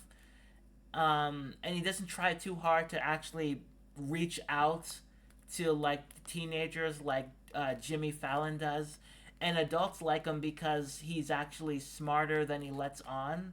So his humor is absolutely universal, and he has smart writers and smart people to back him up. Like, before the stream started, I actually watched an old segment, like a thing from Conan O'Brien's first um, talk show, the Late Late Show. Yeah, the Late Late Show with no, not the Late Show, the Late Show with Conan O'Brien, and he was like talking to Will Arnett, and they actually straight up, they absolutely straight up, he straight up did a bit with Will Arnett, and Will Arnett's pretending to be Terry Crews, but it's just Will Arnett with sunglasses and a fake mustache, and it's just like a very very funny bit. And this was from like the early 2000s. I love that. Yeah, I'm amazed. Like, I saw that performance and I'm like, that is amazing. I am glad that Ninja Sex Party got to have exposure on late night, with that. And Denny, Don't You Know, I can't listen to because it kind of makes me cry. Yeah, Denny, Don't You Know actually like, first time I heard it, it did kind of make me cry. Um, but yeah, so I'm absolutely glad that Conan actually has universal appeal, and I will watch. Like, I think I watch a Conan video at least twice a week. I listen to his segments whenever I play a video game, and I listen to his He's really really good. He's absolutely really good, and because he grew up being inspired by Johnny Carson, who also had universal appeal. Um, Actually, kind of like, adults really liked him. Um, I think adults liked him and younger people liked him. And Conan O'Brien always had that. Apparently, even back in the day when Conan was starting out, he always had that college appeal. Like, college campuses really loved him, and eventually he started to branch out. Like, Conan, he's 60 right now, but he absolutely is killing it, even more so because he's not contained to a talk show. He's actually doing, like, he's traveling, he's doing podcasts, like he's branching out his own sense of humor in different medias, and I'm absolutely fine with it. Yeah, Danny, don't you know? Yeah, absolutely, and it also has a good message. Danny, don't you know? Also has a good message. You know, it's inspiring. Um, but you also said Among Us. Um, but yeah, but on a contrast to like people like Dave Chappelle, who are complaining because oh yeah, I can't make that joke. It's like, well, you didn't complain back when I used to make offensive jokes. It's like they were funny back then because you knew what you were talking about. You know? And here's the thing, Dave Chappelle still can be funny. Here's the thing, Dave Chappelle still can be funny. Like, okay, when he hosted SNL for the first time and he was talking about how it's like he talked about certain things that happened in between. I played him. Here's the thing. I think that he still can be funny. It's just that his transphobia is overshadowing everything he's done. Like his old stand up is fine because he knows what he's talking about. Now he's genuinely just being so transphobic that he's just doubling down, and it's just people are rightfully criticizing him, you know? Humor is subjective. I personally think that he could be funny today, but like he could be funny. The problem is he chooses to double down on the trans jokes to where it's like, yeah, you're one of those people who just, thinks of like, what's the word I'm looking for? Who just like thinks about trans people all day. Where trans people don't even think about trans people all day. You know? Okay, I'll more upset by Gwen. Hold on, before I go any further. I, Kiara Strings, am a cute girl who likes to kiss all the pretty boys and all the amazing girls and all the kick-ass non-binary people, and put pretty ribbons in my hair or wear my hair like this and put on eyeshadow and lipstick sometimes and spin around in my spinny skirt and be the kick-ass trans femme that I am. For I am Kiara Strings. Hell yeah, Jenny Cat. Absolutely hell yeah. More upset by Graham Linehan? Well, here's the thing about Graham. He's so into Twitter right now that here's the thing. I blocked him on Twitter and I have not heard about him since. Like, that's the funny part. He's so much on Twitter that once you block him on Twitter, you don't hear about him at all.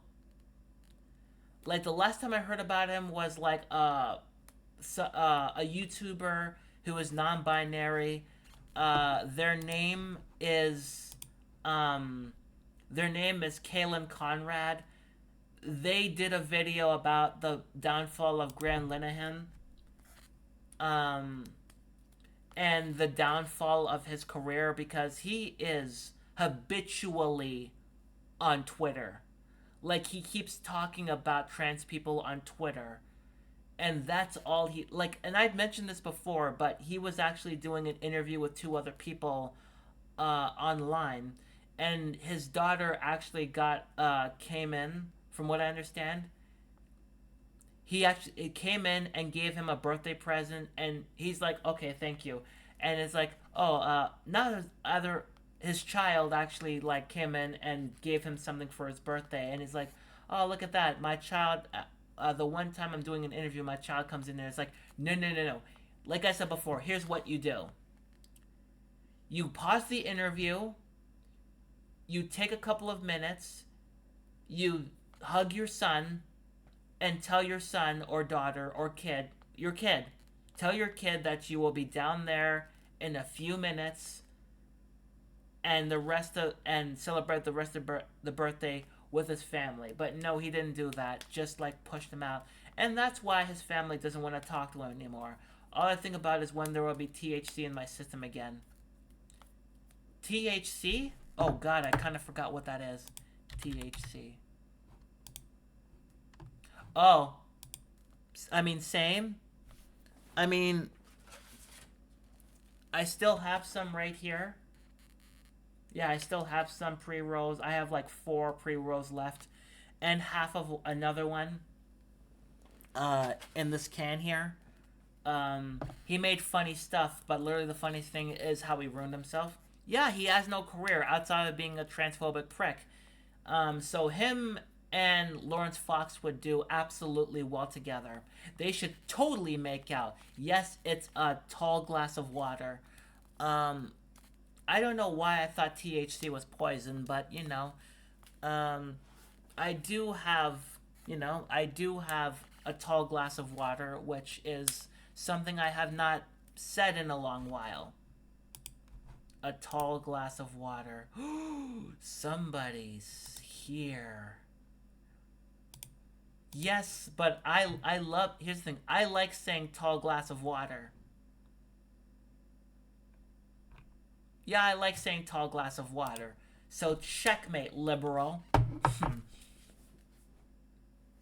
Weed. Are those edibles? No, no, they're pre rolls. They're pre rolls.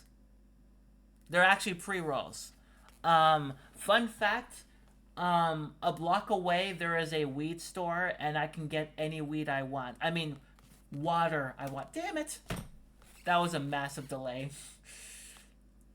Law pays to not be a cunt, and I love the fact that he called David Tennant a groomer, because David Tennant stands for trans rights, because because he has a kid who is non-binary, I think, and David Tennant is like, leave the trans kids alone, you absolute freaks, and then Graham is like calling David Tennant a groomer, and then what ended up happening was he got, since both him and David had the same agent, the agent absolutely dropped Linehan, and Linehan is like, well, they saw, like, one day I just saw the roster and I wasn't there, but David was, and it's like, so long story short, that's like, so long story short, they saw that I was making less money than him, so they let me go. No, there are people who make less money than you who are still on that roster.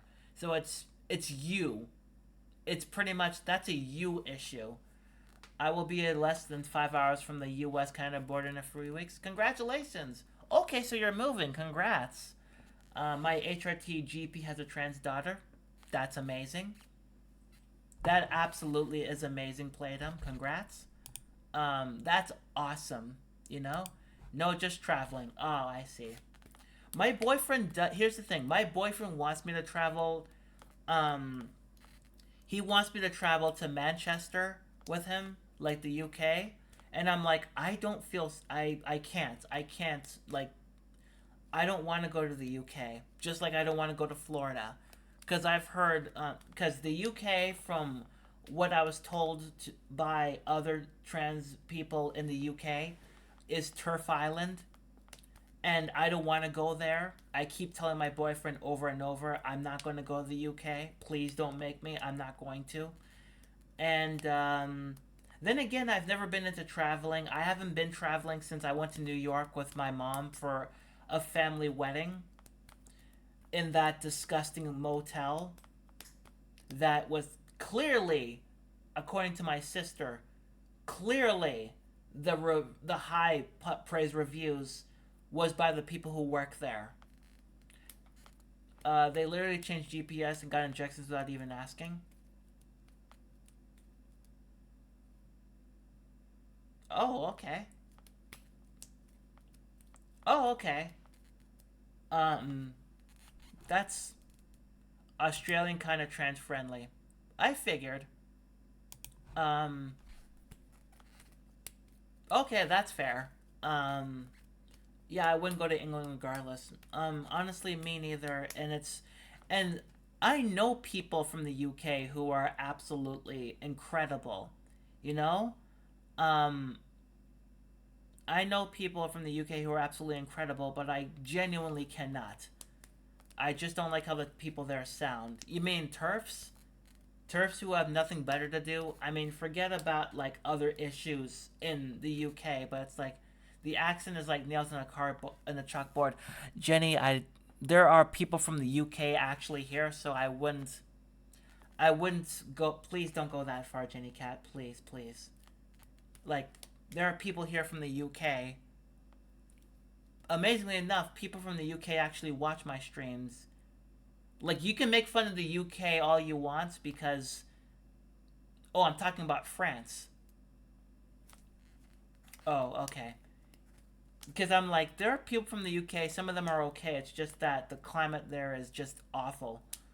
Um, I was gonna be like, don't make fun of the accents, you know.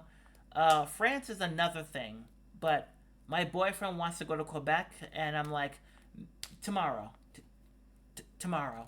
No, I'm kidding. Not immediately. I don't want to go to the. I don't want to go to France. My nickname is. My middle name is Lance.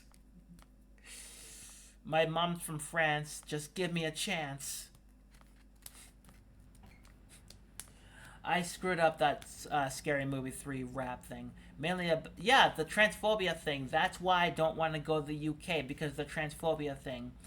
And my boyfriend is like, yeah, but that's pretty much where Warhammer things are. And like, hey, there's somebody there who lives there that you might meet. I'm like, still? No. I have to keep mentioning it to him. I'm like, no, I don't want to go to the UK. What is Warhammer? I have no idea. It's just a word I made up. But I'm like, I do not want to go to the UK. I keep telling him, just like I keep telling him I do not want a dog, because I'm not there yet. I'm not there yet in terms of getting a pet, because the only pets I ever had was goldfish, and that was pretty much low maintenance. I'd rather not, you know? I'd rather not have a pet. But my boyfriend comes from a family of dogs. I'm like, low key also racism over there. Yeah, why do you think Lawrence Fox is there? Low key racist. And I remember when he lost a court case and everybody just knew that he lost. And he's like, on Twitter, he made an excuse. It's like, well, I won. It's like, no, you didn't. You lost. Like, if you won, you would have gotten money. But you lost money because of that, like, case. And then you lost even more money because of another case. So, yeah, you keep saying that, you are winning. You know? Keep saying that you are winning, because the last person who said they were winning was Charlie Sheen, and we all know how that turned out.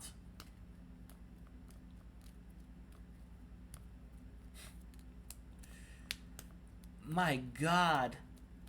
Okay, speaking of Charlie Sheen, so you're welcome to come to the Netherlands. If I have the money, yes. If I personally have the money, but what's the word I'm looking for? What's the thing I'm looking for? Um, what's the thing I'm looking for? Yeah. Um, so like, some of you probably like, speaking of Charlie Sheen. Um, some of you may have remembered when Charlie Sheen got fired from Two and a Half Men. Um, and then he did that. People assume Europe is less racist because it doesn't have that used racism justified, but yeah, it just kind of looks different to American racism. Racism is different in all places, and it's sometimes it's subtle, sometimes it's like a brick to the head. Um, but my goodness, I like, in short, racism is awful, and anybody who still says that slavery was justified should be kicked in the teeth. Like, skin color is the first step to intolerance, was exposed to racism first, then homophobia. Um, I'm pretty sure I I probably was exposed to racism, then homophobia. Um, as far as I remember, it neither happened to me, but I'm like, that's, yeah, but still, that actually does happen. You know, it's like, just because it doesn't happen to me doesn't mean it didn't completely go away. You know, um, uh, Zinc, Arkansas, allegedly the most racist town in America. Considering I never heard of that town, I'm going to take your word for it, Jenny Cat. Um, Yeah, I'm gonna have to take your word for it. Um, but but yeah, I don't know if anybody around me is racist. Maybe they're low key racist, but as far as I remember, no.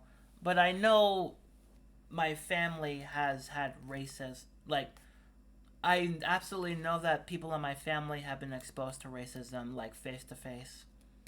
Um, there's a billboard there with something called White Pride Radio. That's ridiculous. Nobody listens to the radio anymore. I'm kidding. But like, I'm mixed race but with white skin, so I heard horrible stuff said to me. Yeah, those people are trash. Not mixed race, but good God, the people, the rate, like, especially on Twitter, like, it's like whenever somebody says I'm not racist, but just walk away, because they're gonna say the most awful garbage you would ever hear. None of us are free until all of us are free. That should be in the Matrix, shouldn't it? Not the sentence, but that should be a line in the Matrix. But I do agree, Blopsy. I absolutely do agree. Um, I want to keep my bloodline pure is another thing I said. It's like okay, you say you want to you say you want to keep your bloodline pure, but on the other hand, you are not pure yourself. All you have to do is go back to your ancestry, and you're gonna be like it's gonna be like that guy who was completely racist, who was for the KKK, and then he went on a talk show and it was revealed that he actually was not 100% what he said, but he actually had a little bit of African ancestry in him. And then when people found that out, like when his brethren in the clan found that out, they destroyed his house. And I find that absolutely hilarious. Like, I found that genuinely hilarious. Karma just hit him so hard. They actually are a racist butt. You can say ass. You can absolutely say ass, Blopsy, but yeah, I agree. Have European and Aboriginal blood, and my mother is racist and transphobic. Yeah, I'm glad that you told your mom never to call you again. We all come from Africa. Um, from what I understand, yes. From what I understand, yeah. You know, that's from what I understand. But yeah, the racists who actually want to get rid of people who are not white pretty much are like, yeah, you're gonna have to get rid of yourselves then. Like I said about like the purism is nonsense anyway. That's how yeah, let them inbreed. Absolutely let them inbreed. Leave everybody else alone, because no one else is gonna love them except like their own family, literally. Um, but like yeah, when did this turn from comedy to racism? Oh yeah, Dave Chappelle. Um, like I was gonna talk about how Charlie Sheen did that tour that everybody saw, a lot of people saw, and the disaster that it was. The tornado of truth was like that comedy that tour he did after he got fired from Two and a Half Men, and I finally saw a video of that, and it is exactly the train wreck you'd think. Strictly speaking, there's no specific origin place for humanity. I don't know, but I'm gonna assume that's true. Did you know that smoke from a wildfire is racist? According to the subtitles in the Weather Channel. Yeah, hence why whenever there's storm clouds, racists are gonna like flip their crap, you know? Racists are absolutely gonna flip their crap because it's like, yeah, yeah, but there are black storm clouds. And also racists are gonna be like, the night sky is black, therefore I can be racist to the night sky. Yeah, there's so much multiculturalism. Although Europeans are slightly bottlenecked compared to other populations. Yeah, I figured. Racist people when they see a cloud, they're probably gonna be like, we never had clouds back in my day, you know. PBS's YouTube channel had a video about it recently. Um, I wasn't aware that PBS had a YouTube channel, but I'm pretty sure that the comment section has been. I know they discussed it, but I also know that they closed the comment section. They absolutely, I guarantee you, they closed the comment section because you're gonna get like racist, sexist people, you know, who are gonna be like, "No, you're wrong, wrong, wrong," like one of those people. And the people who are like, "This never happened when I was a kid," and it's like, yeah, you were a kid. You you didn't know what was happening around you. You just cared about you being a child. Your child couldn't handle that, you know? Not handle, but you weren't aware of it as a child. It was around you, but you weren't aware, you know? Thunderstorm like thunderstorms are a new invention made by Bill Gates and the woke mob to push their agenda on us. Um Thunderclouds are absolutely the rage. In the early 1920s, a fossil hunting team from the American Museum of Natural History working in the Gobi Desert was disappointed to report that they discovered dinosaur remains. While most paleontologists would consider this a massive success, to these researchers, the fossils represented a failure because they hadn't been trying to find dinosaurs at all. They'd actually been searching for fossils much closer to home instead, fossils of the earliest humans. And okay. I mean, all right. I mean that's fair. Yeah, you could post links. Hence why I clicked from the chat. Thunderclouds are the rage these days. Everyone wants to be thunderclouds. It's being a thundercloud is pure lightning at this point. Literally near Chinatown is an amazing experience. I'll take your word for it. I've never been to Chinatown.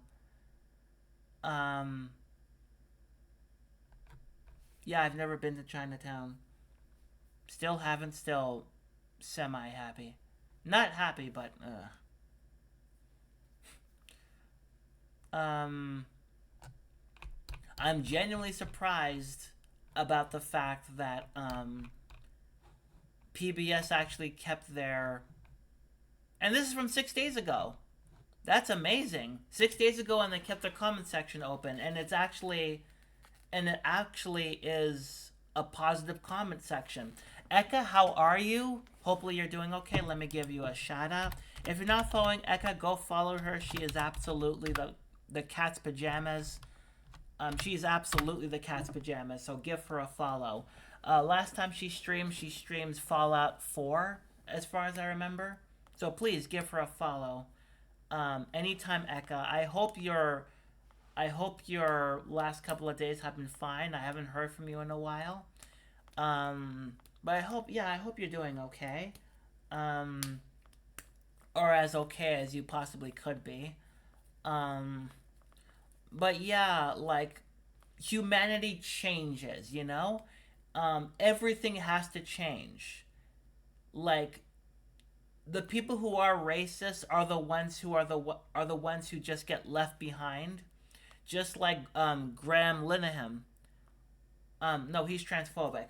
But like I said before, Graham Linehan is also a chaser, because apparently he actually subscribed to a trans or a non-binary person's OnlyFans, only to apparently realize that his actual name was on the receipt, and then he unsubscribed. It's like, no, there's a screenshot that's proof of that. So yeah, no, you've been caught. Yeah, he definitely is. Like, why do you like? He's dangerous, but he's absolutely dangerous. But he never leaves his house. He's always on Twitter. Like, he's retweeting, he's quote tweeting, he is tweeting about it. He's pretty much tweeting everything about trans people, you know?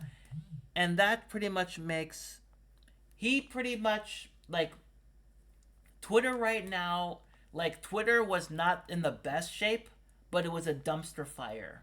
And now it's become like the equivalent of Woodstock 99 social media, where it is just bad.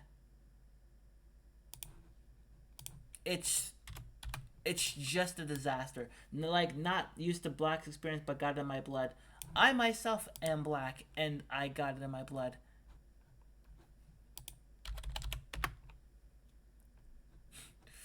Um, you know, like I don't completely, like I genuinely don't know why people just can't get along with their lives and move on with the times.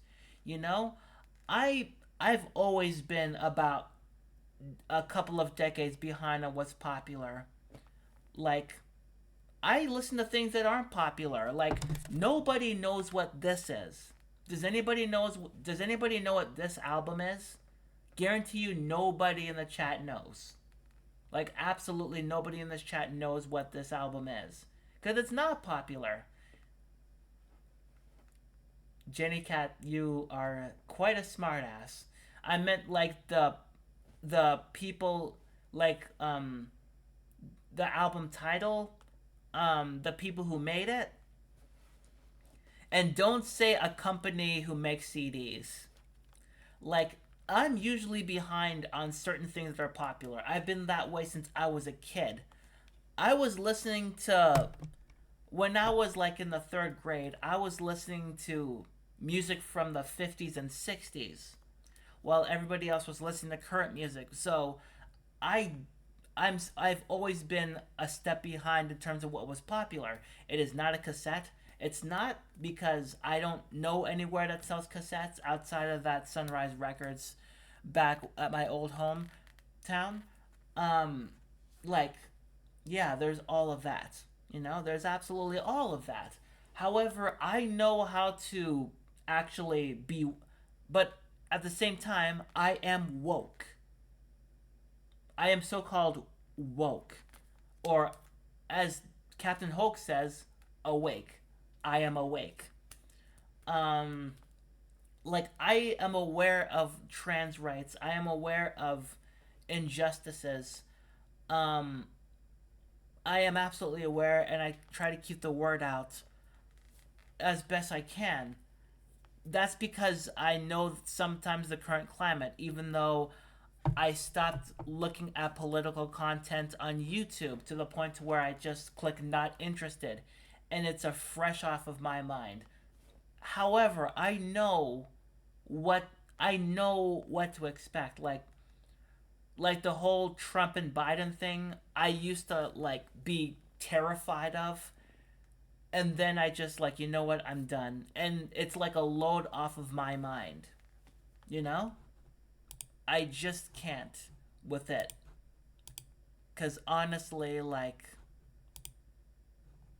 it just gets tiring after a while, like the left and right arguing with each other. In America, leave Trump and Biden to me.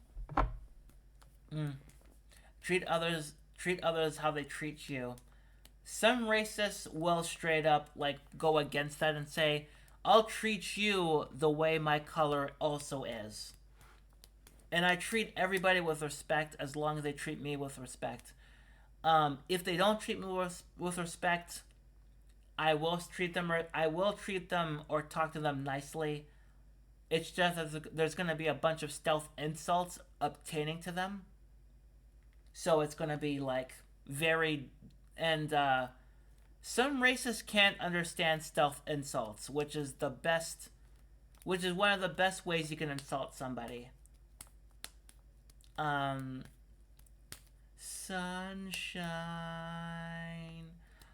Like, I may be behind on what is currently popular, but that doesn't mean I'm not gonna be a jackass to me. You're just a cute girl to me. I don't think so, but I think you are absolutely kick-ass. Playdom, all of you are. You have a good day, Bisected, and I will see you either... I will see you on your next stream, which is gonna be more Fallout New Vegas.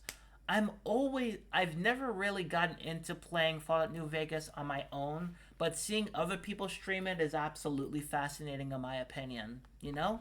Like, not caring about playing a game is one thing, but mother of mercy, I just like seeing other people play Fallout New Vegas.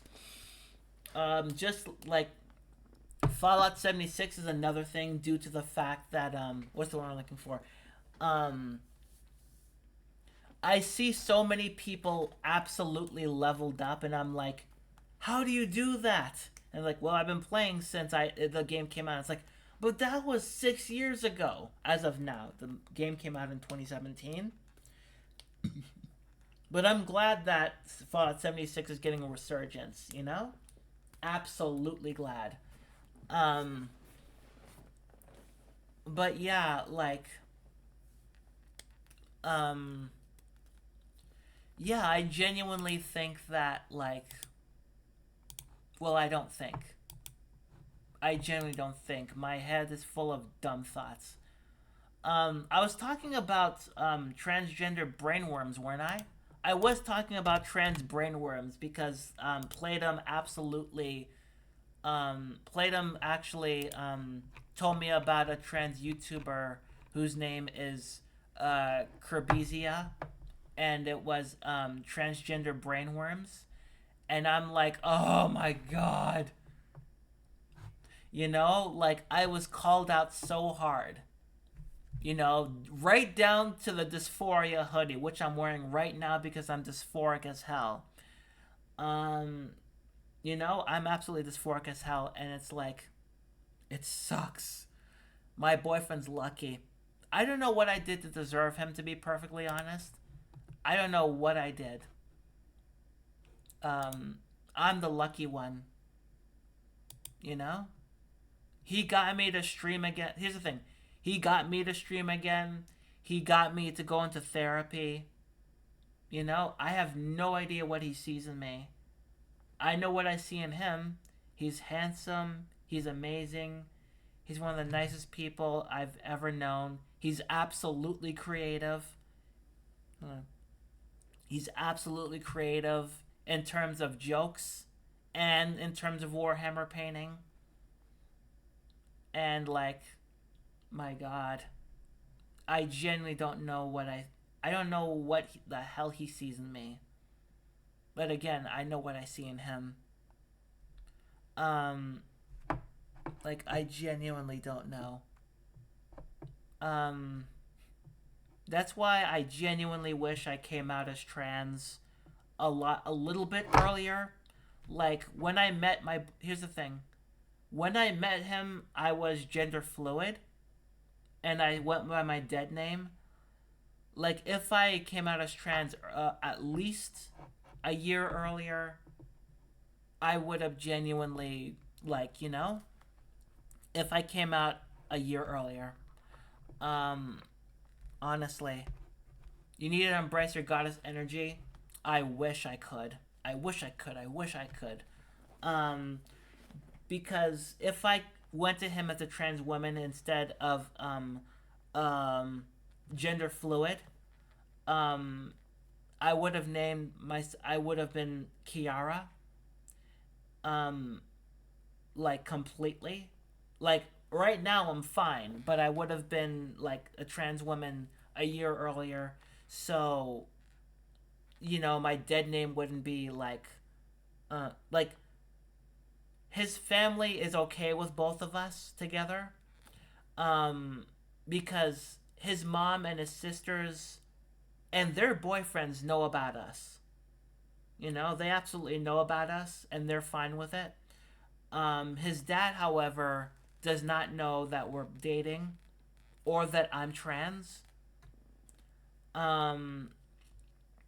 You know, like, for example, like, it was okay when we went to a wedding. Like, behind me is me and my boyfriend at a friend's wedding, and his dad wasn't there, so I got to like wear like more feminine clothing, like my my feminine jacket, um, and my jeans and like my purse.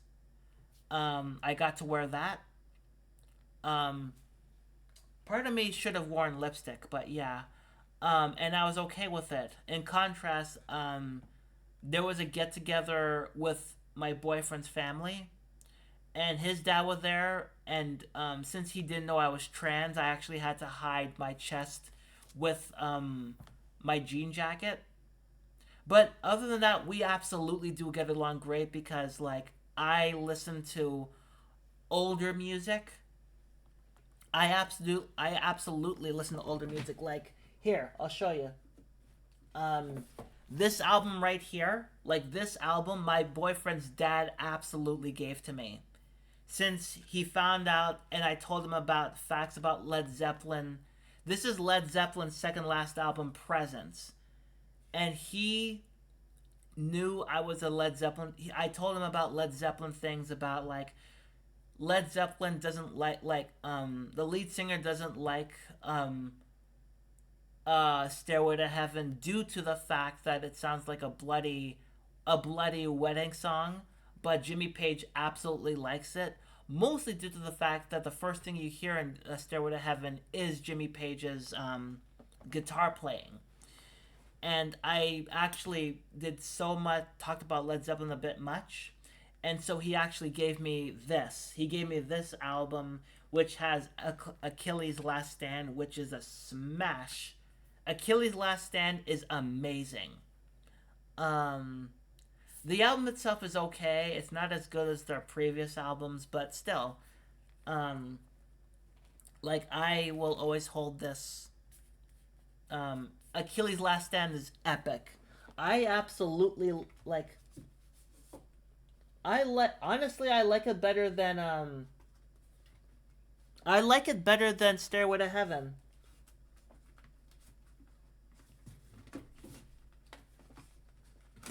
Uh-oh, come on. Ah, damn it. Hold on a minute. And look at this. Have all the Led Zeppelin albums here. Led Zeppelin 1. Yeah, see? Led Zeppelin 1. Led Zeppelin 2. Led Zeppelin 3. Led Zeppelin 4, aka Untitled. Houses of the Holy. Physical Graffiti. Presence. And In Through the Outdoor. So yeah, I have all their studio albums. I can't get Quota because that is just a compilation album, and from what I understand, it's not necessary.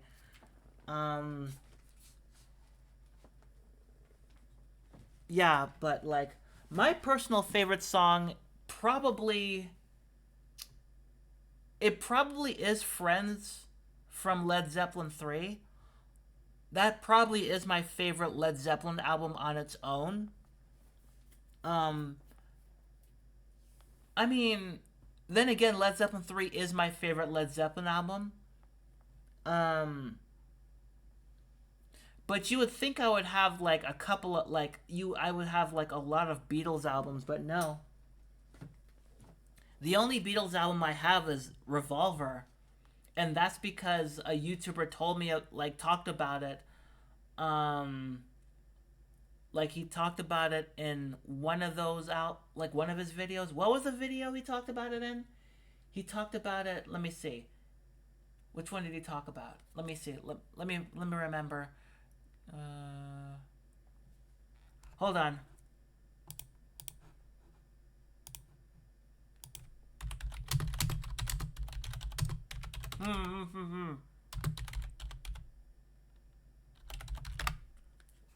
Okay, I'm trying to figure it out. Which one? And then they did Acid, and then it's like, no way, no way. God, I forgot which one it was. I forgot which album he talked about Physical Graffiti in. Um, shoot, I forgot. Physical Graffiti. Yeah. Eka, is that your favorite album? Is Physical Graffiti your favorite album? I'm driving a car. We're the Beatles. And then the bands end up doing Acid, and it's like, yow, wow, wow, wow. I'm trying to figure out which video he was talking about this particular album. Like, it was just like when they did Acid. I forgot which one. I'm actually checking right now. Was it Van Halen? Like John Lennon problematic, unfortunately. Yeah, like here's the thing. We all know John Lennon is absolutely problematic. He absolutely is. That is not news to anybody. He is absolutely a problematic person. Doesn't take away from the fact that he was a very talented musician. The only reason why people are just like, hey, like, John Lennon shouldn't be made fun of. Like, he's not problematic. And it's like, no, you're saying that because he died. Tragically, but he died. Okay, I don't remember which video Crash Thompson talked about this album. I just know that it actually grew on me.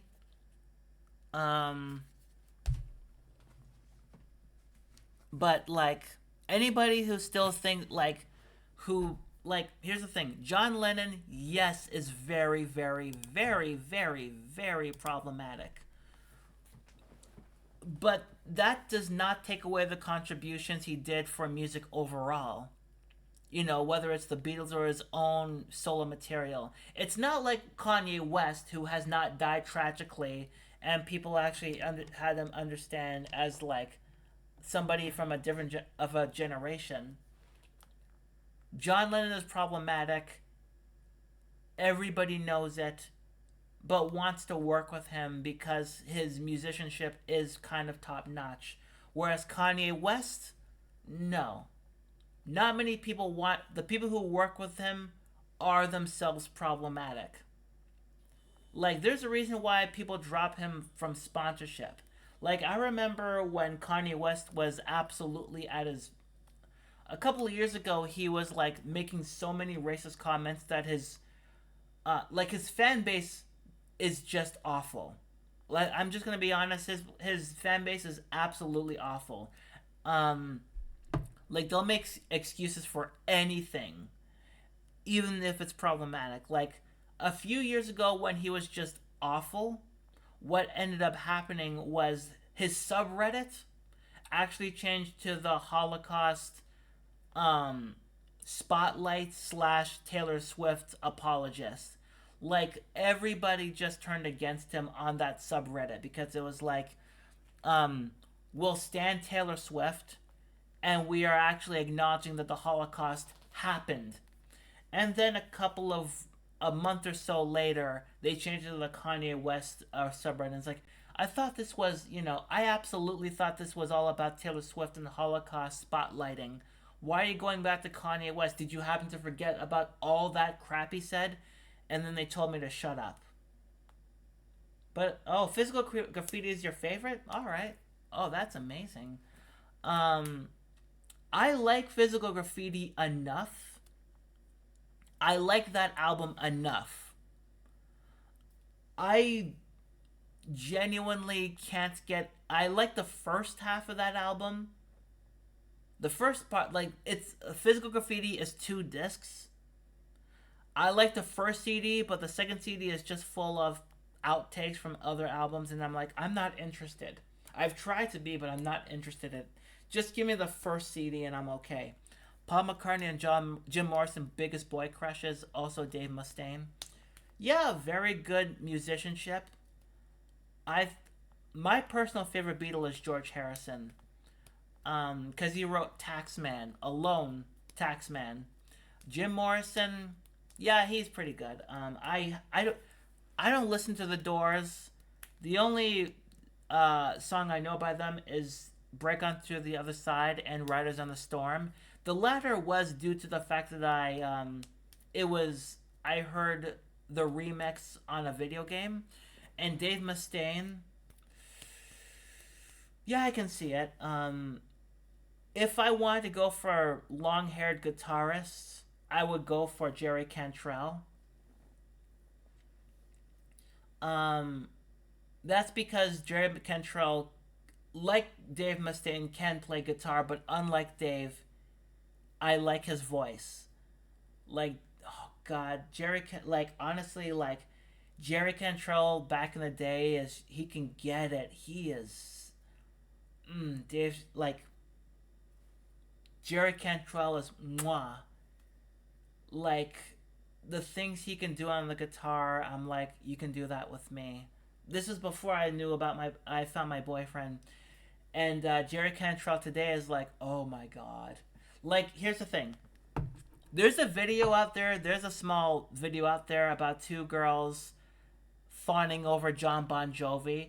One of them actually falls like backwards in shock because she saw a picture of Bon Jovi from the 80s, and her sister's just looking at her confused and then look back. And then the sister who's still standing is looking at John Bon Jovi with gray hair, and she's like, that's pretty much like me now, and that's pretty much like me now and gender fluid me back a few years ago. Just both of us going to both of us looking at just talking, and then we see Jerry Cantrell back in the 90s, and my gender fluid self would fall, and then I would look at my gender fluid self and then look back and I see Jerry Cantrell today, and I'd be like, Desmore and Krieger continue to put up good stuff after the Doors. Well, I'm glad, considering that the Doors albums post Morrison were lacking in so much. Dave went wrong. It's sad because Dave absolutely improved as a guitarist. And that's what frustrates me about Metallica and Megadeth. Like, Metallica had good, like, especially with Kirk Hammett. Kirk Hammett. Kirk Hammett and Metallica, no. Like, with all the talk in Metallica's lyrics about, like, how religion is awful, especially in the song The God That Failed, that talked about how James Hetfield's mom was highly religious, and the religion wouldn't allow her to take medicine when she had cancer and she died, because she said, faith will actually heal me, and it's like, no, she died. And the song itself, The God That Failed, is just like the most emotionally raw song that James Hetfield had on the Black Album. But what's the word I'm looking for? Like, Kirk Hammett stagnated as a guitarist. Like, he was really good at first, but then he just stagnated, as opposed to like in Megadeth, where the guitars got better and better despite the goofy voice. Hello, me. Meet the real me. I can't take that song completely seriously lyrically, but the guitars, the instrumentation in that song is fantastic. Hence, Narm Charm. But I've listened to albums that have goofy voices. Like Anthony Kiedis back in the day has a goofy voice. As long as the music itself is good, and like, I've listened to pop punk, like, people absolutely, like, I listen to some pop punk with goofy voices. Like, look at Blink-182. Tom DeLonge absolutely has a goofy voice, and yet people wanted him back when he left, and it's like, it's not the same with Blink-182 without Tom DeLonge. Bring him back. And I'm like, do I want him back? Do I want Tom DeLonge back? Do I want him back? I mean, yeah, sure, a piece of it is missing, but, you know, Matt Skiba absolutely can write Blink 182 songs. I'm not saying that there's flaw. I mean, the Matt Skiba era Blink 182 was flawed, but I prefer it. I absolutely like it. Own equipment from that. You mean from Kill 'Em All? Like, I absolutely know that Kill 'Em All is Dave Mustaine's baby. Let's just put that out there. Please know what? And here's the thing, pop punk is full of vocalists who sound weird. Absolutely. So I have no idea why people are just saying that, you know? Like, always. Look at this album, Dookie by Green Day. A perfect example of a classic pop punk album. The inflections that Billy Joe Armstrong have all over this album make it his own voice, you know? And Geddy Lee. Oh, Geddy Lee from Rush. Yeah, Geddy Lee from Rush also has a weird voice, you know? Geddy Lee has his own weird voice of that, to the point to where some people can't listen to him. And also Eddie Vedder from Pearl Jam. You know, there's a lot of weird voices, but as long as the music is okay. However, I can't get into Megadeth because, you know, the guitars are absolutely top notch, but, you know? Own equipment. Oh, you own weird equipment? Like, how so? Rush is epic. Rush is absolutely epic. My boyfriend got me into them. Like, this is probably my favorite Rush album, Permanent Waves. This is probably my favorite Rush album.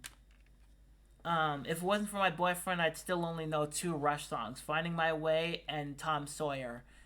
And, like, yeah, I am glad I got some of these albums. Like, I have a box set that my boyfriend bought me. I also have their debut album, Fly By Night, 2112, Moving Pictures,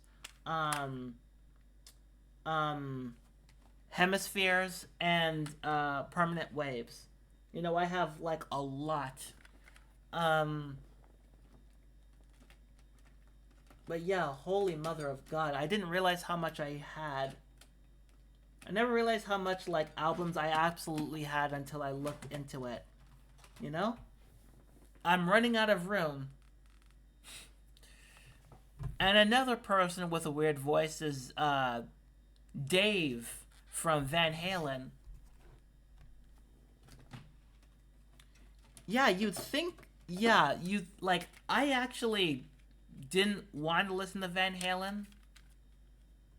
I am on Discord, yeah. I just don't use it all the way, you know? I didn't think I would get into Van Halen until I actually finally got the first album, and I'm like, this absolutely goes hard. Yeah, Van Halen absolutely goes hard. It absolutely kind of goes. Yeah, but I am on Discord. I'm absolutely on Discord. I don't use it a lot. Yeah, I don't use Discord a whole lot, but yeah. Mostly due to the fact that, you know, sometimes I have to, like, not be around. You know? Oh god, we are running out of time. It's been 2 hours and 30 minutes, you know? Yeah, it's been 2 hours and 30 minutes, so, completely forgot. Like, I want to talk more. I absolutely do want to talk more, but I absolutely have to go because I have things to do, you know? So, everybody, thank you all for coming in.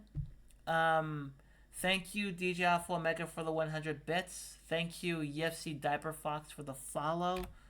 I will be back tomorrow because my boyfriend made me promise to stream every day for a month. So, yeah, we are on day 7, and it is Well, I absolutely have a schedule, and I am enjoying this. Oh God, I just punched myself.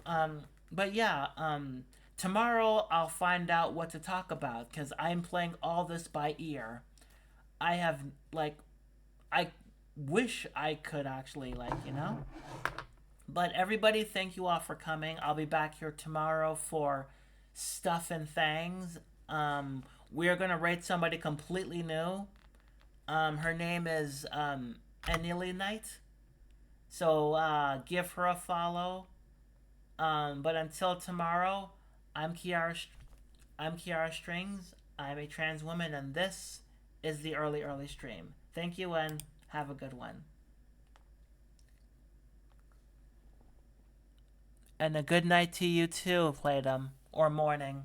I forgot.